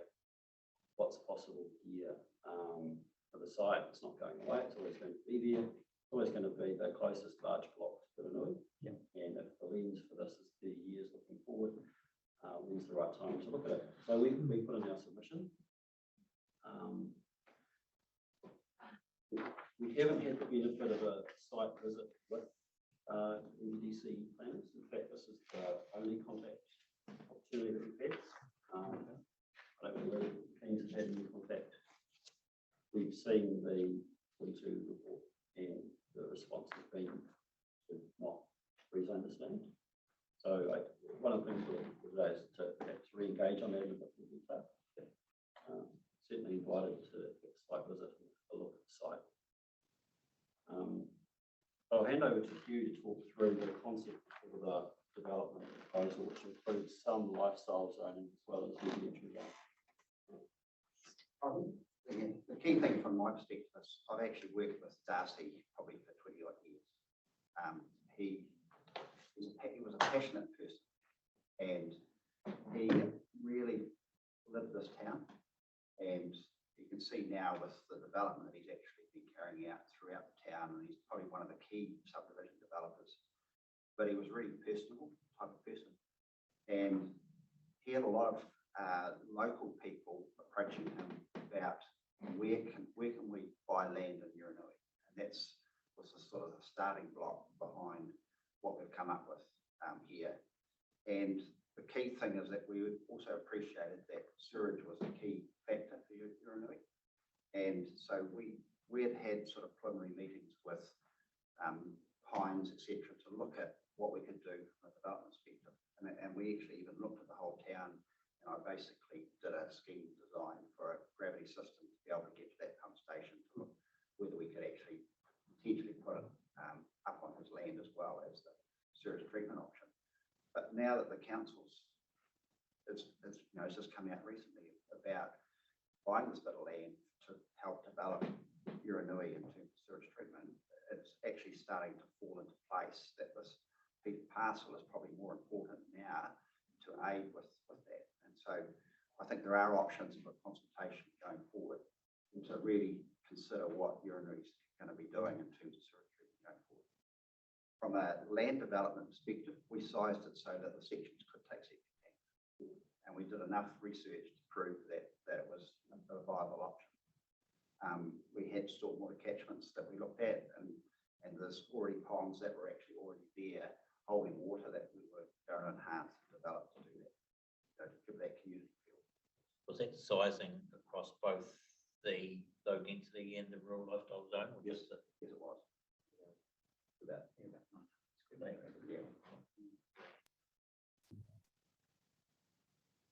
metres. Do we actually have that information in front of us, that detailed servicing information?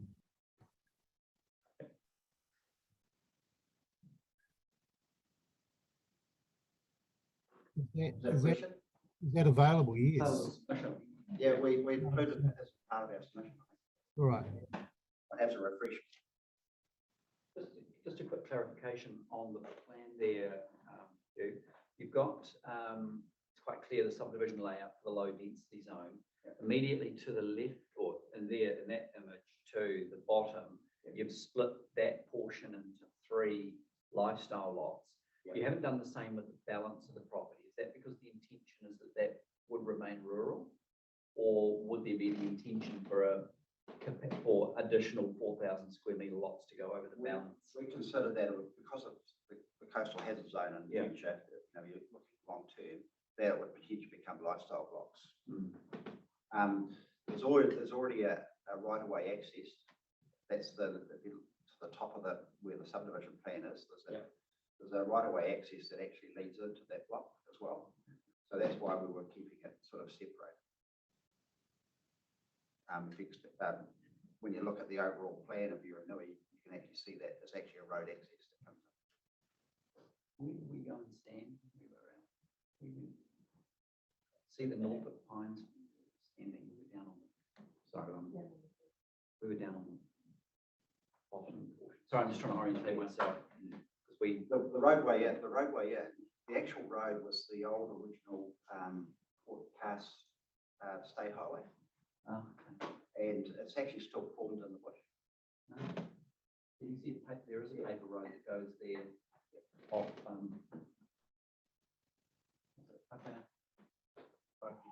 Bucky Street. Yeah. All right.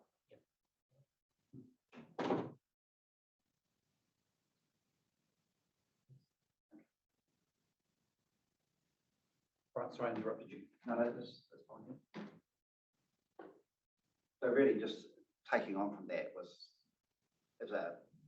all the development work I've done with Darcy in the past, I think this is a beautiful bit of land that potentially, if Uranui is to grow, looking at all the other land around the village, this was definitely the most of what I consider most desirable if I was looking at it from an engineering perspective. I'm just trying to find where the reporting officer has dealt with it. No, and it's certainly got your engineering appraisal as part of the submission. That's very helpful. Yeah.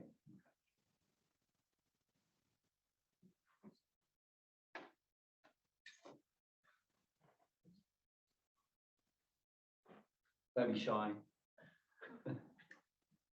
Oh, I just sort of, yeah, because I've just built a house in Rezoning about a year ago and seen the growth that's happening up Kaipukiri Road, isn't it? Up from where I am, and yeah, it seems to be quite a high demand. People trying to find places to live in there. Yeah. Why do you think the demand's at Rezoning?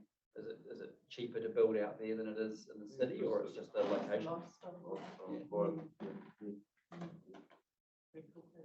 Yeah. What sort of other facilities are available in the village to people? Yeah. Sure. Yeah. Do you work in the area, or do you commute up to work? Yeah, commute from Rezoning to Waikato. Okay. And are there bare sections for sale that are in it? There's no actual residential land available. So that was the part of the driver of this was actually looking at it in terms of that there was no availability at all for any growth at all in terms of residential. So That was always us, getting asked, can we subdivide?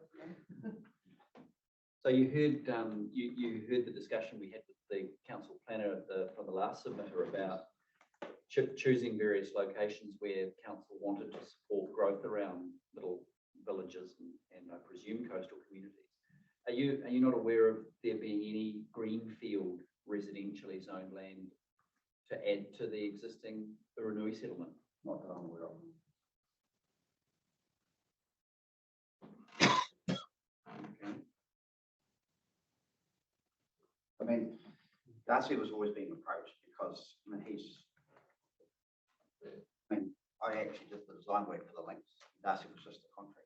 So that was how we first really got it. And the boys were 16 and 17 when we were doing that development and actually doing a lot of the work. So since Darcy's passed away, the four boys are in the company. And so it's very much still a family business and family values. So I think they're really sensitive to the way they develop properties. And I think Wills Road is a good example of what they've tried to achieve. We council to achieve that. And they've got the next stages of that Wills Road development to work through. They're doing other developments in town, which I'm actually working with them on. So they're actually pretty sensitive to the community need. And therefore we're getting approached a lot about developing because they actually do the selling. They don't actually involve real estate. It's Debbie's key role is actually the land salesperson. So they are getting approached all the time. And so when Darcy approached us about this, he was quite concerned that there was no consideration happening in Uranui. And he had their land available.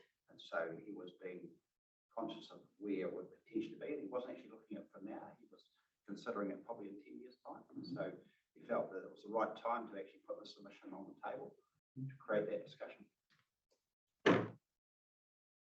Yeah, if I could add to that, in terms of the process, so we've done this work, we've lodged it in with the council, and I guess we were expecting some kind of collaborative kind of toing and froing to, because there are a number of things to work out access, the engineering, the access is going to require a lot of thinking through. And when we get into detail of that, there's culverts and the like. So it requires a collaborative approach with the community and with iwi and with the council as well. And a lot of that work is in front of us. So for example, Ngāti Rutunga's submission was we haven't engaged with Ngāti Rutunga yet. We invite that engagement to occur and would like to have that engagement. It's I guess it's the process that we've been through so far that we haven't had the opportunity to start that engagement yet. So I know the family are keen and interested to have that, but you know, if there is a process to look at rezoning this land, which we are in, then no doubt that archaeological site in Ngāti Rutunga will be a big part of that process, as well as the engineering investigations for the road, which Hugh has already looked at, and we've looked at probably for it. So it's there, but it just, when you come out to the site visit and have a look and walk it and get up to the top and see it, it's a lot more easy to understand the vision. that Darcy had for it. I'm still trying to. Sorry, we're just trying to go back and find where the 42A report writer has addressed it. Have you've been through Ms. Wise? We didn't see anything. Yeah, I have seen it. Yeah. I could potentially Yeah, clarify thank that. you. So just to clarify, I'm the reporting officer with respect to this site. So Oh. we're covered in the body of the 42A report that's covered within Appendix 3 table. Okay. So it's in there. Okay. Of course. Which page? It is, we don't have page numbers in the Appendix 3, unfortunately, but it's under 268.1. No, yeah, I've got it. On the left-hand column there. Okay. So it shows the submission and also the further submission from nothing underneath that. And then also was the submission from Mr. Kiss himself on the same property. Oh, yes. There's a number of grounds there. Mr. Kiss, did you find this when you, okay? And are there any things you want to say in sort of response to the reporting officer's sort of analysis? I mean, and I'll be fair, if there's going to be a rezoning proposal, then, you know, now is the opportunity that's in front of you. Alternatively, if nothing occurs out of this process, you'd be looking at a private plan change within the next decade or so, and arguably that could be the appropriate process. But you have put in a very, you know, you've put in enough of a submission to put it on the table right now. And I guess it's a case of how hard you want to argue for it, given the staff have come up with a variety of reasons as to why they don't think it's appropriate. Yeah, I think that the rationale that the staff used in opposition to the plan change, we'd like to be able to engage a lot more at that, because the site is so large. Is potentially, like I said before, there's always going to be this when to look at it, and so we're saying let's look at it now. Yeah, my response to that would be, I think we would disagree with general conclusions that have been made in the officer's report because of the amount of detail that the site warrants to go through to look at it. Just because it's a difficult site to first get access into, and because it has a pass site, doesn't necessarily mean that it can't be a great long-term development solution.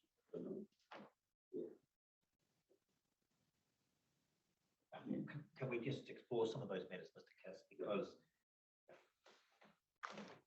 if we have a look at, in summary, the reasons for opposition in the cost column, as opposed to the benefits, I think everyone, the benefits of growth, providing opportunities for participation, are recognised. So I think we need to revisit those.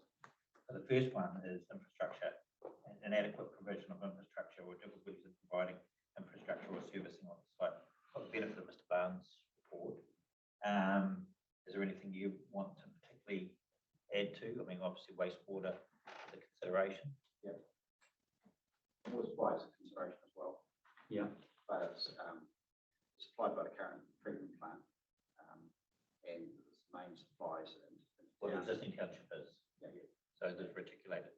Yeah, and there's potential for reticulation, and we did consider that and looked at the pressures in the reticulation system, and it would adequately supply what we need to do for firefighting, etc. So yes. So no capacity issue? No, there's no capacity issue, but when I read into it. What on the ground, what does that mean in terms of extension of pipework, etc.?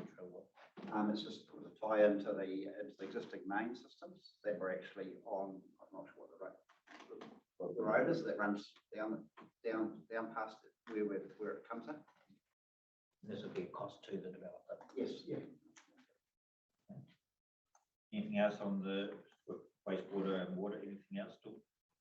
Stormwater was localized treatment, and then with treatment, with the pond system, and then overflow back into the stream that actually ends up down into the main river. So, when I look at rezoning requests, I quite often often get to look at plan changes, the first question I ask is there any fundamental impediment to the zoning occurring? And that fundamental impediment might be due to natural hazards, might be due to infrastructure limitations, it might be due to transportation issues with the network, those sort of matters. And those are the big picture considerations. From that perspective, and from your background as an engineer.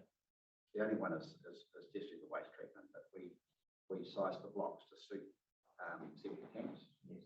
But keeping in mind that Uranui has a significant problem with septic tanks in the lower regions, which are creating a problem. And so now with the latest decision that the council buy land to actually treat sewage there, I see that this block then is lending itself to tie into that network.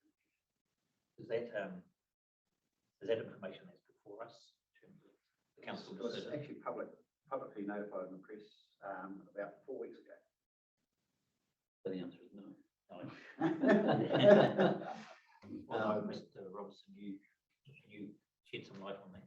Yeah, so just to clarify, my understanding is that a paper went to the Strategy and Ops Committee last week. I understand that is public information, or part of it at least is public information. And it outlines the purchase of the land to facilitate the new wastewater treatment plant. Do you know where it is? It's on Waioa Road. Waioa Road. So which is New Plymouth side of Onara. New Plymouth side of them.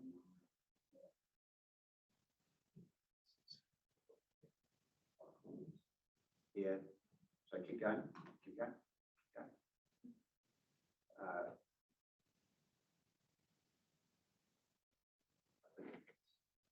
So that's some distance from here. Presumably there'd be a lot of reticulation that would have to get in there. Why you'd be a rising main. Yeah, okay. You're talking pump station rising main to get it to the treatment plant. The Significant cost. the land area your client's got presumably might lend itself to its own on-site package plant sort of concept. I know they're yeah, okay. We did actually have initial discussions when we were putting this plan together about an on-site treatment plant, a typical Heinz, for the number of lots that we're talking about, dealing with what we were potentially going to do. I mean, that's one of the options, and that's weighing up balancing, development balancing that you need to get to. And that would be the driver about what was the outcomes of the consultation process. Have you, sorry, David, have you made any, have you tried to introduce yourself to Ngāti Mutina and have a chat to them? They did lodge a submission opposing this. Darcy did actually have some discussions with them about it, and he actually tabled the plans that were things, but I wasn't party for those discussions. It would have been 2018, 2019. It would have been when we were putting this together. Okay, so that's 2019. Sorry, Dave. No, that's fine. Look, I'm going to move on to the next reason, reverse sensitivity. Chris, you might want to address this potential conflict with rural industry and industry activities. Are there any particular land uses in close proximity that you like? There's no poultry or bigger area, none like that. Grazing. In fact, you can sort of see there's quite a few sort of almost lifestyle type properties northwest of here. I don't see it as an issue. I'm just trying to understand it from my perspective. I mean, you know the area much better than I, so I've recorded there's no poultry agrees. It's a general compatibility with rural activities. The other matters are largely planning matters, strategic direction, and the role and function of the zone. We move on to site suitability, in particular the topography and any natural hazards or risk. There's nothing that sticks out for me as an engineer. This land, being involved with land development in this region, I think it's ideally suited. Yes. And then protection of natural features and historic features. So we know there's a heritage site, a recorded archaeological site. Yes. being ring fenced on the plan that was submitted in the submission. Yep. And then the coastal overlay, which is the exterior. Yeah, so like I said earlier, we avoided by looking at development of southern end of the block, which is several generations of erosion away from the decline. Okay. Was there ever any consideration? I mean, the impression I'm getting is that there's been a lot of background work to this, and the proposal's been a long time in the making. Was there any ever discussion about the prospect of putting in a private plan change to the operative district plan? Not at, well, when Darcy broached it with me, we talked about what are the options, and it was considered, and we just felt that this, putting it on the table now is probably the best idea. Putting it on the table now is really 2019, isn't it? Yes, it is. Yeah, sorry, appreciate that. Yes. Was now was the best option. To actually make it known that we're considering it as much as anything else. Knowing that there was still quite a bit of work to be done to actually substantiate what we're putting. That's a segue into my next question, and that is, would it be, from a timing perspective, would be any disadvantage to the family trust if the zoning was not approved as part of the district plan submission and went through a future variation or plan change to the proposed district plan? And given that, I think you're all acknowledging that there's still a considerable amount of work to be done. It's a large area, 38 hectares, 7 hectares. Might be something that might benefit from a structure plan approach, further technical assessment in terms of servicing, indicative roading, that sort of thing. The outcome might be what you want to do, but the process to achieve that outcome might be different and have different timing. Is there any consideration given to that alternative? Well, I think that would, if a plan change is not accepted, that would be a good step. If the zoning is not accepted at this stage. Yeah, a future urban development overlay type. Is that what you're? No, I'm thinking, well, I haven't thought of that, but it's one possibility. It would depend on what relief has been signalled or sought in the submission. I think the relief has been quite specific in terms of the zoning sought. It may be that there's scope for a lesser relief, such as a future urban overlay, but I was thinking more, Mr. Kiss, about if you weren't successful here, using the information you've collected already and the future conversations that you talked about being necessary, council, to form the basis of a future plan change that might be promoted by the family trust and may or may not be adopted by the council for notification. Sure. Yeah, we have had that conversation. Yes. And that is something that we would seriously consider when the timing is right, whether that be a public plan change or if it got adopted by the council later. Would you accept that that approach might have the benefit of more comprehensive investigation and assessment? It certainly would have. Yes.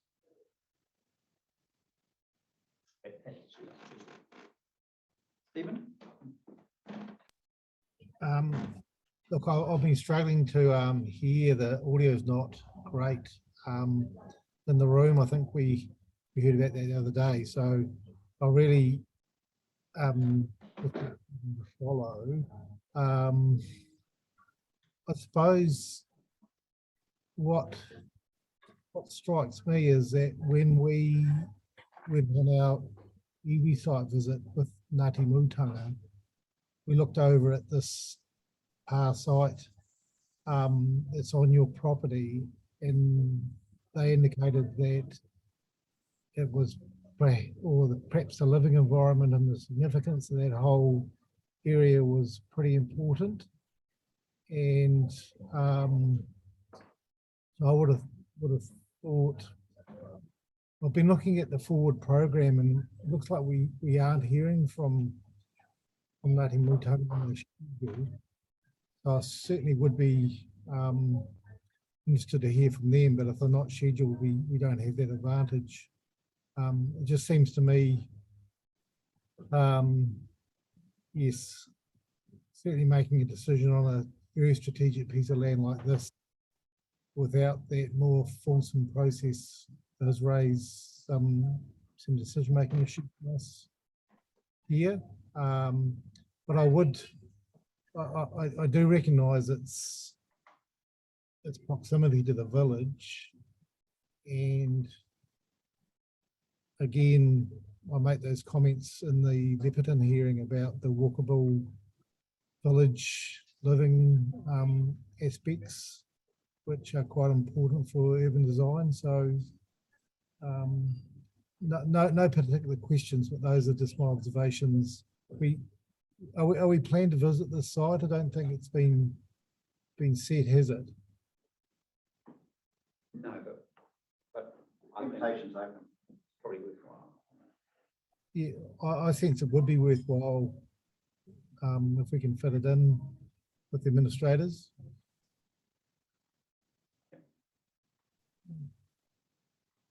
So that's I definitely benefit from a site visit. so that's all I can offer at the moment. As I say, I struggle to hear the evidence, so apologies for that.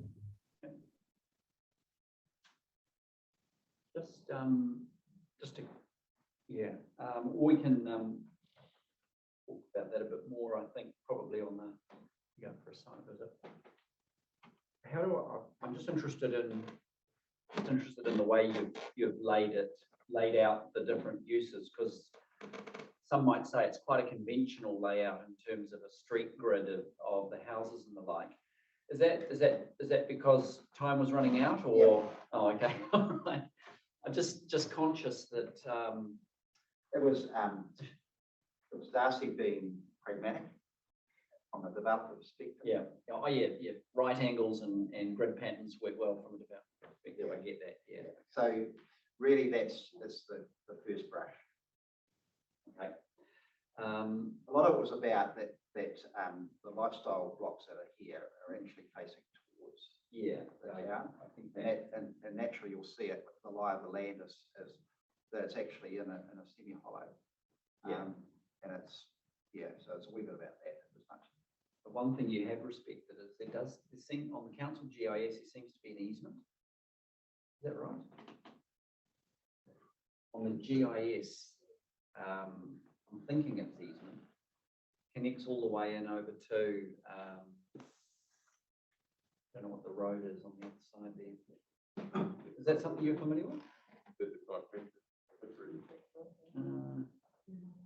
There's a, no, on the GIS, it won't show up on there. There's a, on the GIS, there's a dashed orange corridor that follows the road, goes up around, sorry, I was actually, the reason I was going into the GIS was to get a sense of the contours. I know there's a contour layer you can turn on. Yeah. Does anyone know how to turn that on? Different one. Hey? Friendly does. Oh, yeah, Mr. Fringley does. He did it last time. I've got measurement. So I just want to get a sense of the topography of the land. Base map gallery. I've got aerial grey. I've got roads, parcels, easements. Sorry. Look, I'll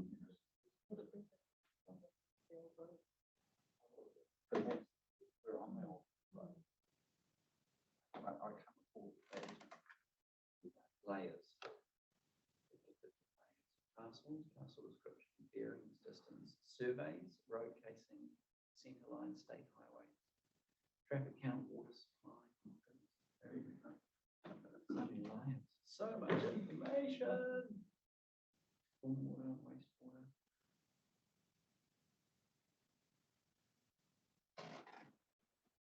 Strips reserve ownership. I just would love to see us. Look at the survey map. Is there a surveyor in the room that knows how to drive the council's GIS? Yeah. I'm almost Oh, who can get there first? Survey benchmark. Do I have permission to walk around? Yeah, come around, show me. What do you see? On the GIS. Like GIS viewer, yeah. That's what I've got at the moment. See, this is the roof. Yeah. This squiggly line. That's what I was thinking about. You know, I wanted to see if I can get the,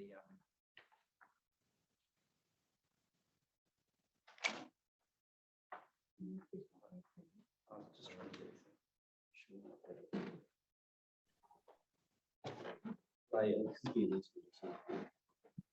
I'll be able to share my screen. You sure? What label, what is this, which thing, which box have you ticked? So I'm using the council. GIS viewer? Yeah, Yeah. my old system. Yep. Might be a little bit different.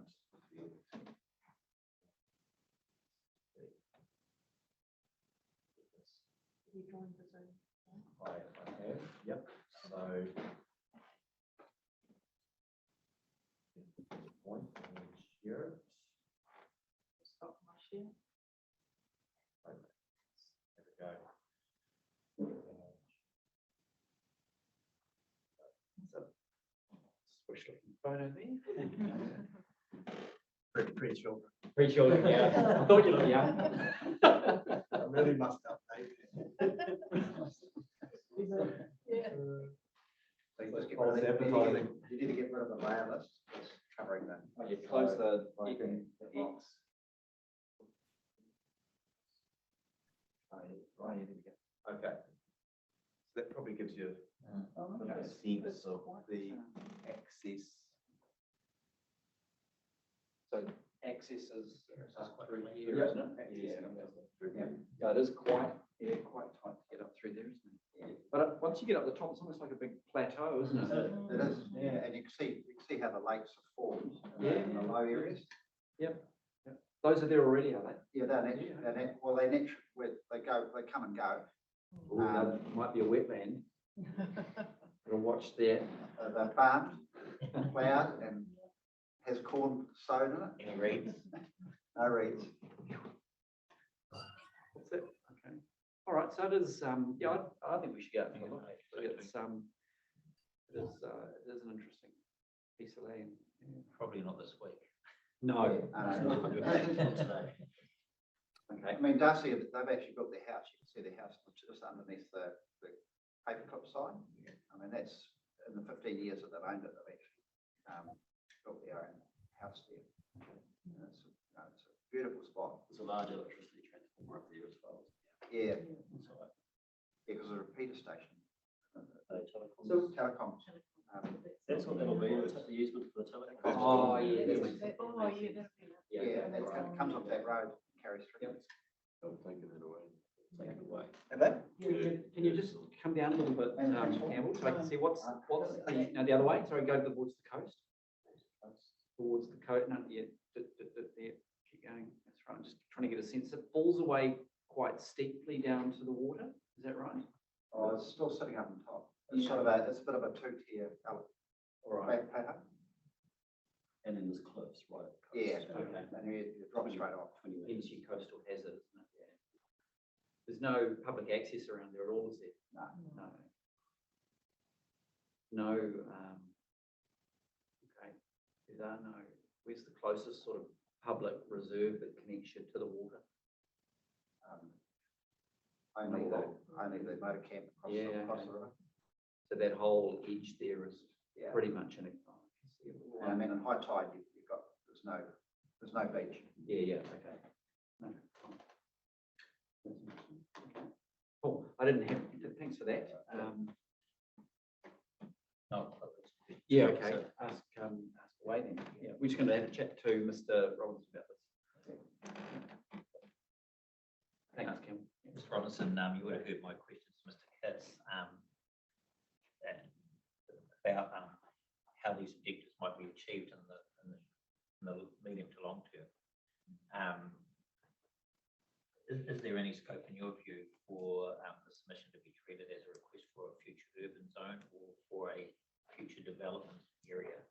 Specifically, I've had a look at Mr. Kiss's submission, specifically sought rezoning to low density residential and future, and rural lifestyle. Would a lesser relief through either a greenfield development area or a future urban zone be within that envelope in your view? I'd have to check it, but I would have thought there would be some doubt around that, and I think probably looking more broadly at some of the concerns that we've raised about whether or not lesser relief based on the current circumstances would be appropriate, and thinking particularly, I guess, spatially as the planning exercise and growth within Ranui, and then also the infrastructure concerns which have been raised as well. Okay, so that's fine. Let's just park that there. But just explore those two aspects a little bit more. The future urban zone might not be of much assistance anyway, given the time frame associated with that. It's a medium to long term strategy, isn't it? That's right. 15 years plus, is it? Or 10 to 15 years? 10 plus, I believe. That's right. Yeah. And the greenfield development areas, of which there are, we hear the other day, more than half a dozen, I think. Yes. Are they always accompanied with a development plan, structure plan, or does that happen? They will. Yep. So as notified, there's always been a development plan associated with those. Yeah, indicative roading layout. That's right. Yeah. One of the things I'm probably conscious of is the timing associated with the reticulation network. So my understanding is that LTP going out to 2031 commits to the project, the facility or the land that's been bought has been set up or calibrated around the existing urban boundary in Ranui. And then, so 10 plus years to have connections to the network starting to happen. Yes. When, in your view, would be the earliest that the applicant could lodge its own plan change request for this proposal, if that was a line they wished to go down? I'm not sure there's anything that would prevent them from moving at pace if they wanted to. Until the plan is operative, though, that would be reliant on the council promoting that through a variation, presumably. I'd have to check that. Yep. Well, that's just law, isn't it? Yeah. Yes. Yep. So if they went banking on the assistance of the council, private plan change request would need to come in after the plan was operative. Yes, sir.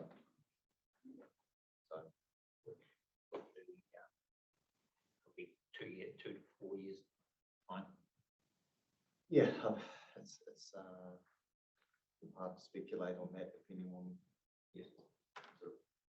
I'm just trying to get this on the table for the benefit of everyone in terms of the time frame. Is there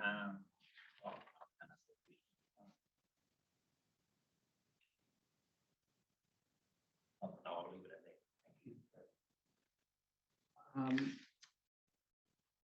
Can you confirm whether or not, I mean, there was some proposed expansion of rural lifestyle zone around Ranui, but no expansion of the general residential zone? Yes, of the low residential zone. So no, my understanding there's been no rezonings to that particular zone. There's been some rezonings of the rural lifestyle zone up Kaipakari Road, upper. Okay, I think on the other side of the highway. And is that for a particular reason? I mean, we heard Louise say in respect of Leopardton that council wanted to acknowledge some of the demand out there by providing for some modest expansion for residential. Is this not the same sort of thinking? I mean, I'm just interested in understanding why your Ranui doesn't seem to have been provided any share of any future growth. Well, I think arguably it has by having the rural lifestyle zone change. I think it would have to come back to the overall approach to growth. So the framework for growth outlined as part of the district plan review process. The desire to consolidate most of the growth within the existing urban areas. And I think the long-standing issues which have been raised around infrastructure out there and some of the negative consequences of the septic tank arrangement. Acknowledging that there has been some, and this is on council record mentioned in the council papers, that there has been some changes in the way that people use their properties out there. It is more popular. People are living in their batches rather than going to them on the weekend, and people are choosing to locate there full-time and commute. So that would be, yeah. What's the commute? What's the drive from Plymouth? 15, 20 minutes. Yeah. Yeah, so it's similar to what you're talking about. Yeah. And it's right under town. So just exploring that, Campbell, the rural lifestyle zone that has been identified is all on the other side of the highway and heads back up into the hill country to some extent. Has it been identified as rural lifestyle simply because there have been lots of rural lifestyle lots created up there? I might rely a little bit on Miss Y if she's still there. I wasn't involved. She's still alive? Rezoning of these properties. So Louise, I'm not sure if you can add anything about this side of town. Why? I mean, I guess the question is, why was the rural lifestyle put probably, quite far away from the existing settlement on the other side of the highway, heading back up to the hills? I would need to actually look that up. Can I get back to you on that one?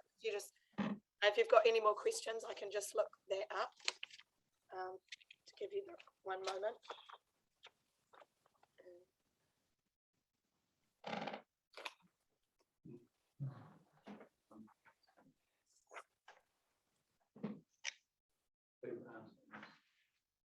You're familiar with the lifestyle area that's been identified across the highway? Okay. Do you know that at all?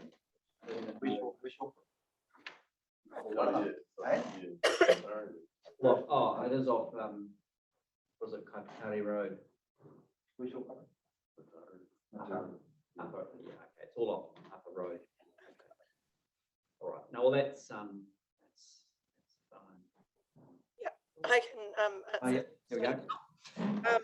So the Uranui lifestyle area, it's Wilson Road, Kaipakari Road, Upper. There has been significant lifestyle growth in that area, so that was why that area was identified. Other areas were considered, such as Kaipakari Lower and Uranui Beach Road, but we just ruled those areas out due to the coastal location and coastal hazards and sites of significance to Maori in those areas. So we went with that area on Upper Kaipakari Road. Yep. If I may, just one thing that I noticed in the table in Appendix 3 of the Flag report, where it talks about talking about the King Family Trust submission. I don't believe in there it's actually mentioned in terms of either a cost or a constraint the scheduled features that are on that site. So where it should have, it does contain the former pass site. Neighbouring sites also, and I think these are numbers 622 and 624, they're scheduled archaeological sites, and those are both unverified. Okay. So in terms of the notified plan, those unverified sites have an extended zone of influence or control, so 200 metres from the marker. So when you actually put that 200 metres on both of those areas, they both go into the areas of the site itself, so it's just, It's a challenging piece of land to deal with. yeah, it does have some complexities in terms of overlays, yeah. May I add another question? Just hold on a sec. Did you have any other questions, Campbell? Just on that last one, Yeah. is it a scheduled SESM site? Is there a scheduled SESM? Because it's a scheduled archaeological site. Yes. Are they one and the same or are they different? So no, they're separately listed because of the national planning framework. And they're all in appendix 3, schedule 3 though. Oh, yeah, there you go. That's right, yeah. You've got to get down to the scale. So there is So, sorry, they are both, so the unverified sites are both SASM sites. And the other joint site, now what number is that one? I believe it's the PAR, that's 362.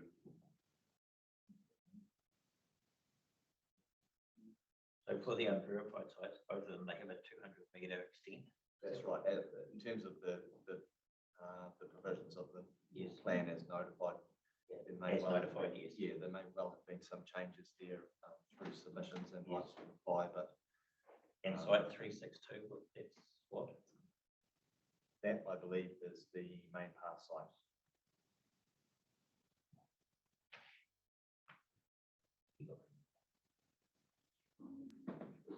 Guys, could we please bring up the planning maps with the overlays on?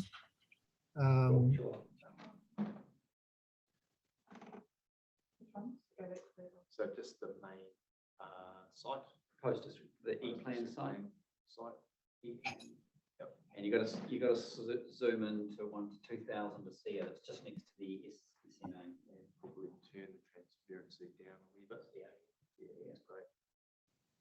Thank you. Okay. So that's one of them. That's So one. just tell us what we're seeing there. Tim. I believe that's the main PAR site. Right. So that's got a defined extent. That's got a defined extent. Christine, if you then zoom out. And that's the SASM next to it for the right. That's right. Yes. Okay. Now, if you just go, and you can see there to the south. That's the archaeological site you've shown in your plan. Yes, right. Yeah, so there's one there. That is on the neighbouring property, but that has a 200-metre extent. 622.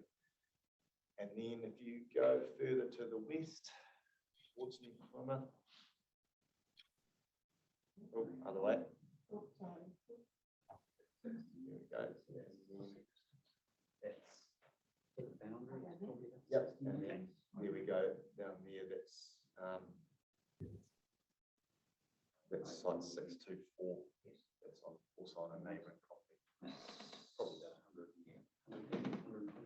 So my question to you, Mr. Robinson, is presumably these extents can be mapped and delineated. They can be presented as no-go areas in any future development, even for the unverified. In terms of the 200 metres, could they be mapped? Yes. Yes. The PAR site is mapped already as a physical extent.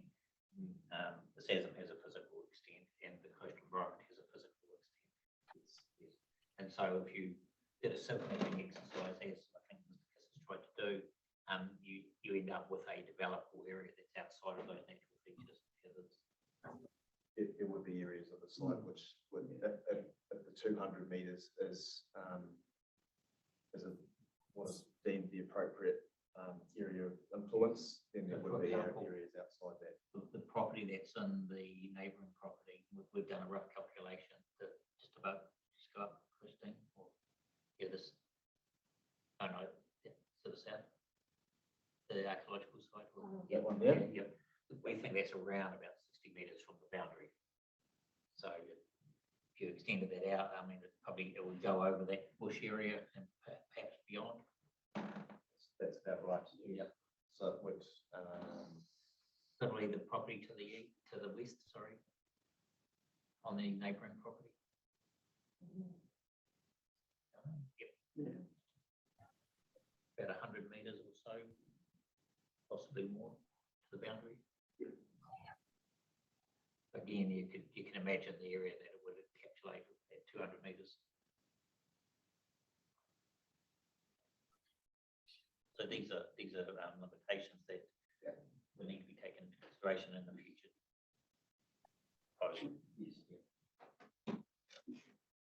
Stephen, did you have any questions of Campbell? Oh, look, I think this is a really interesting discussion, and I just think it's that this area, as you say, it does have complexities. It also has quite a bit of potential for a well-designed structure plan, and but that may be for the future. But it is an area that's going to be difficult for us to think about without that more detailed work. But certainly the questions that David were asking about future processes are certainly relevant, and we'll just have to make a decision based on the information we do have, and certainly a site visit would be well worthwhile, in my opinion. Okay. Yeah, the final word is yours. There you go. An observation, Mr. Hampton, was why in relation to the lifestyle block zone. Yep. It was of interest to me to hear that there were some other sites named that were ruled out. Yes. But that list did not include our site. Mm. And so in terms of what we presented in our submission and what we presented today, we presented some conceptual stuff around this area having some residential and also some lifestyle zone potential. And we talked about why we think it's got that potential in terms of its proximity. And then we've actually shown a potential layout. Now, the potential layout really isn't the purpose of the exercise. The purpose of the exercise is the rezone. Yeah. But it gives us a way of describing what we're talking about. But zooming back out again, we're interested in the idea of lifestyle blocks potentially, as what this could be, as much as a more condensed residential part as well.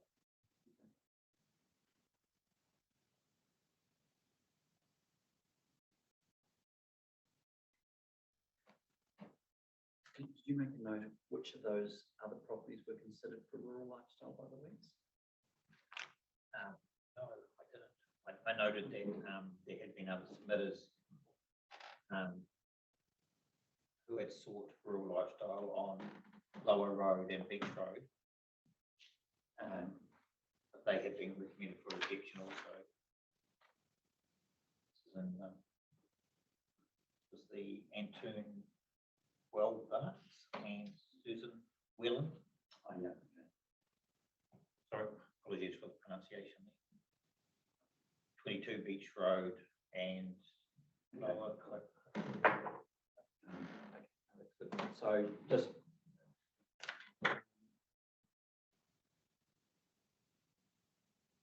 if I take your last comment, and I made a note that an option, if it's not going to be a split sort of density zoning, lifestyle is still fairly, it's still within the scope of your submission, I think, and that would be an alternative as a way of signalling what the potential could be for the future. Yeah, okay. All right, anything else that you want to add?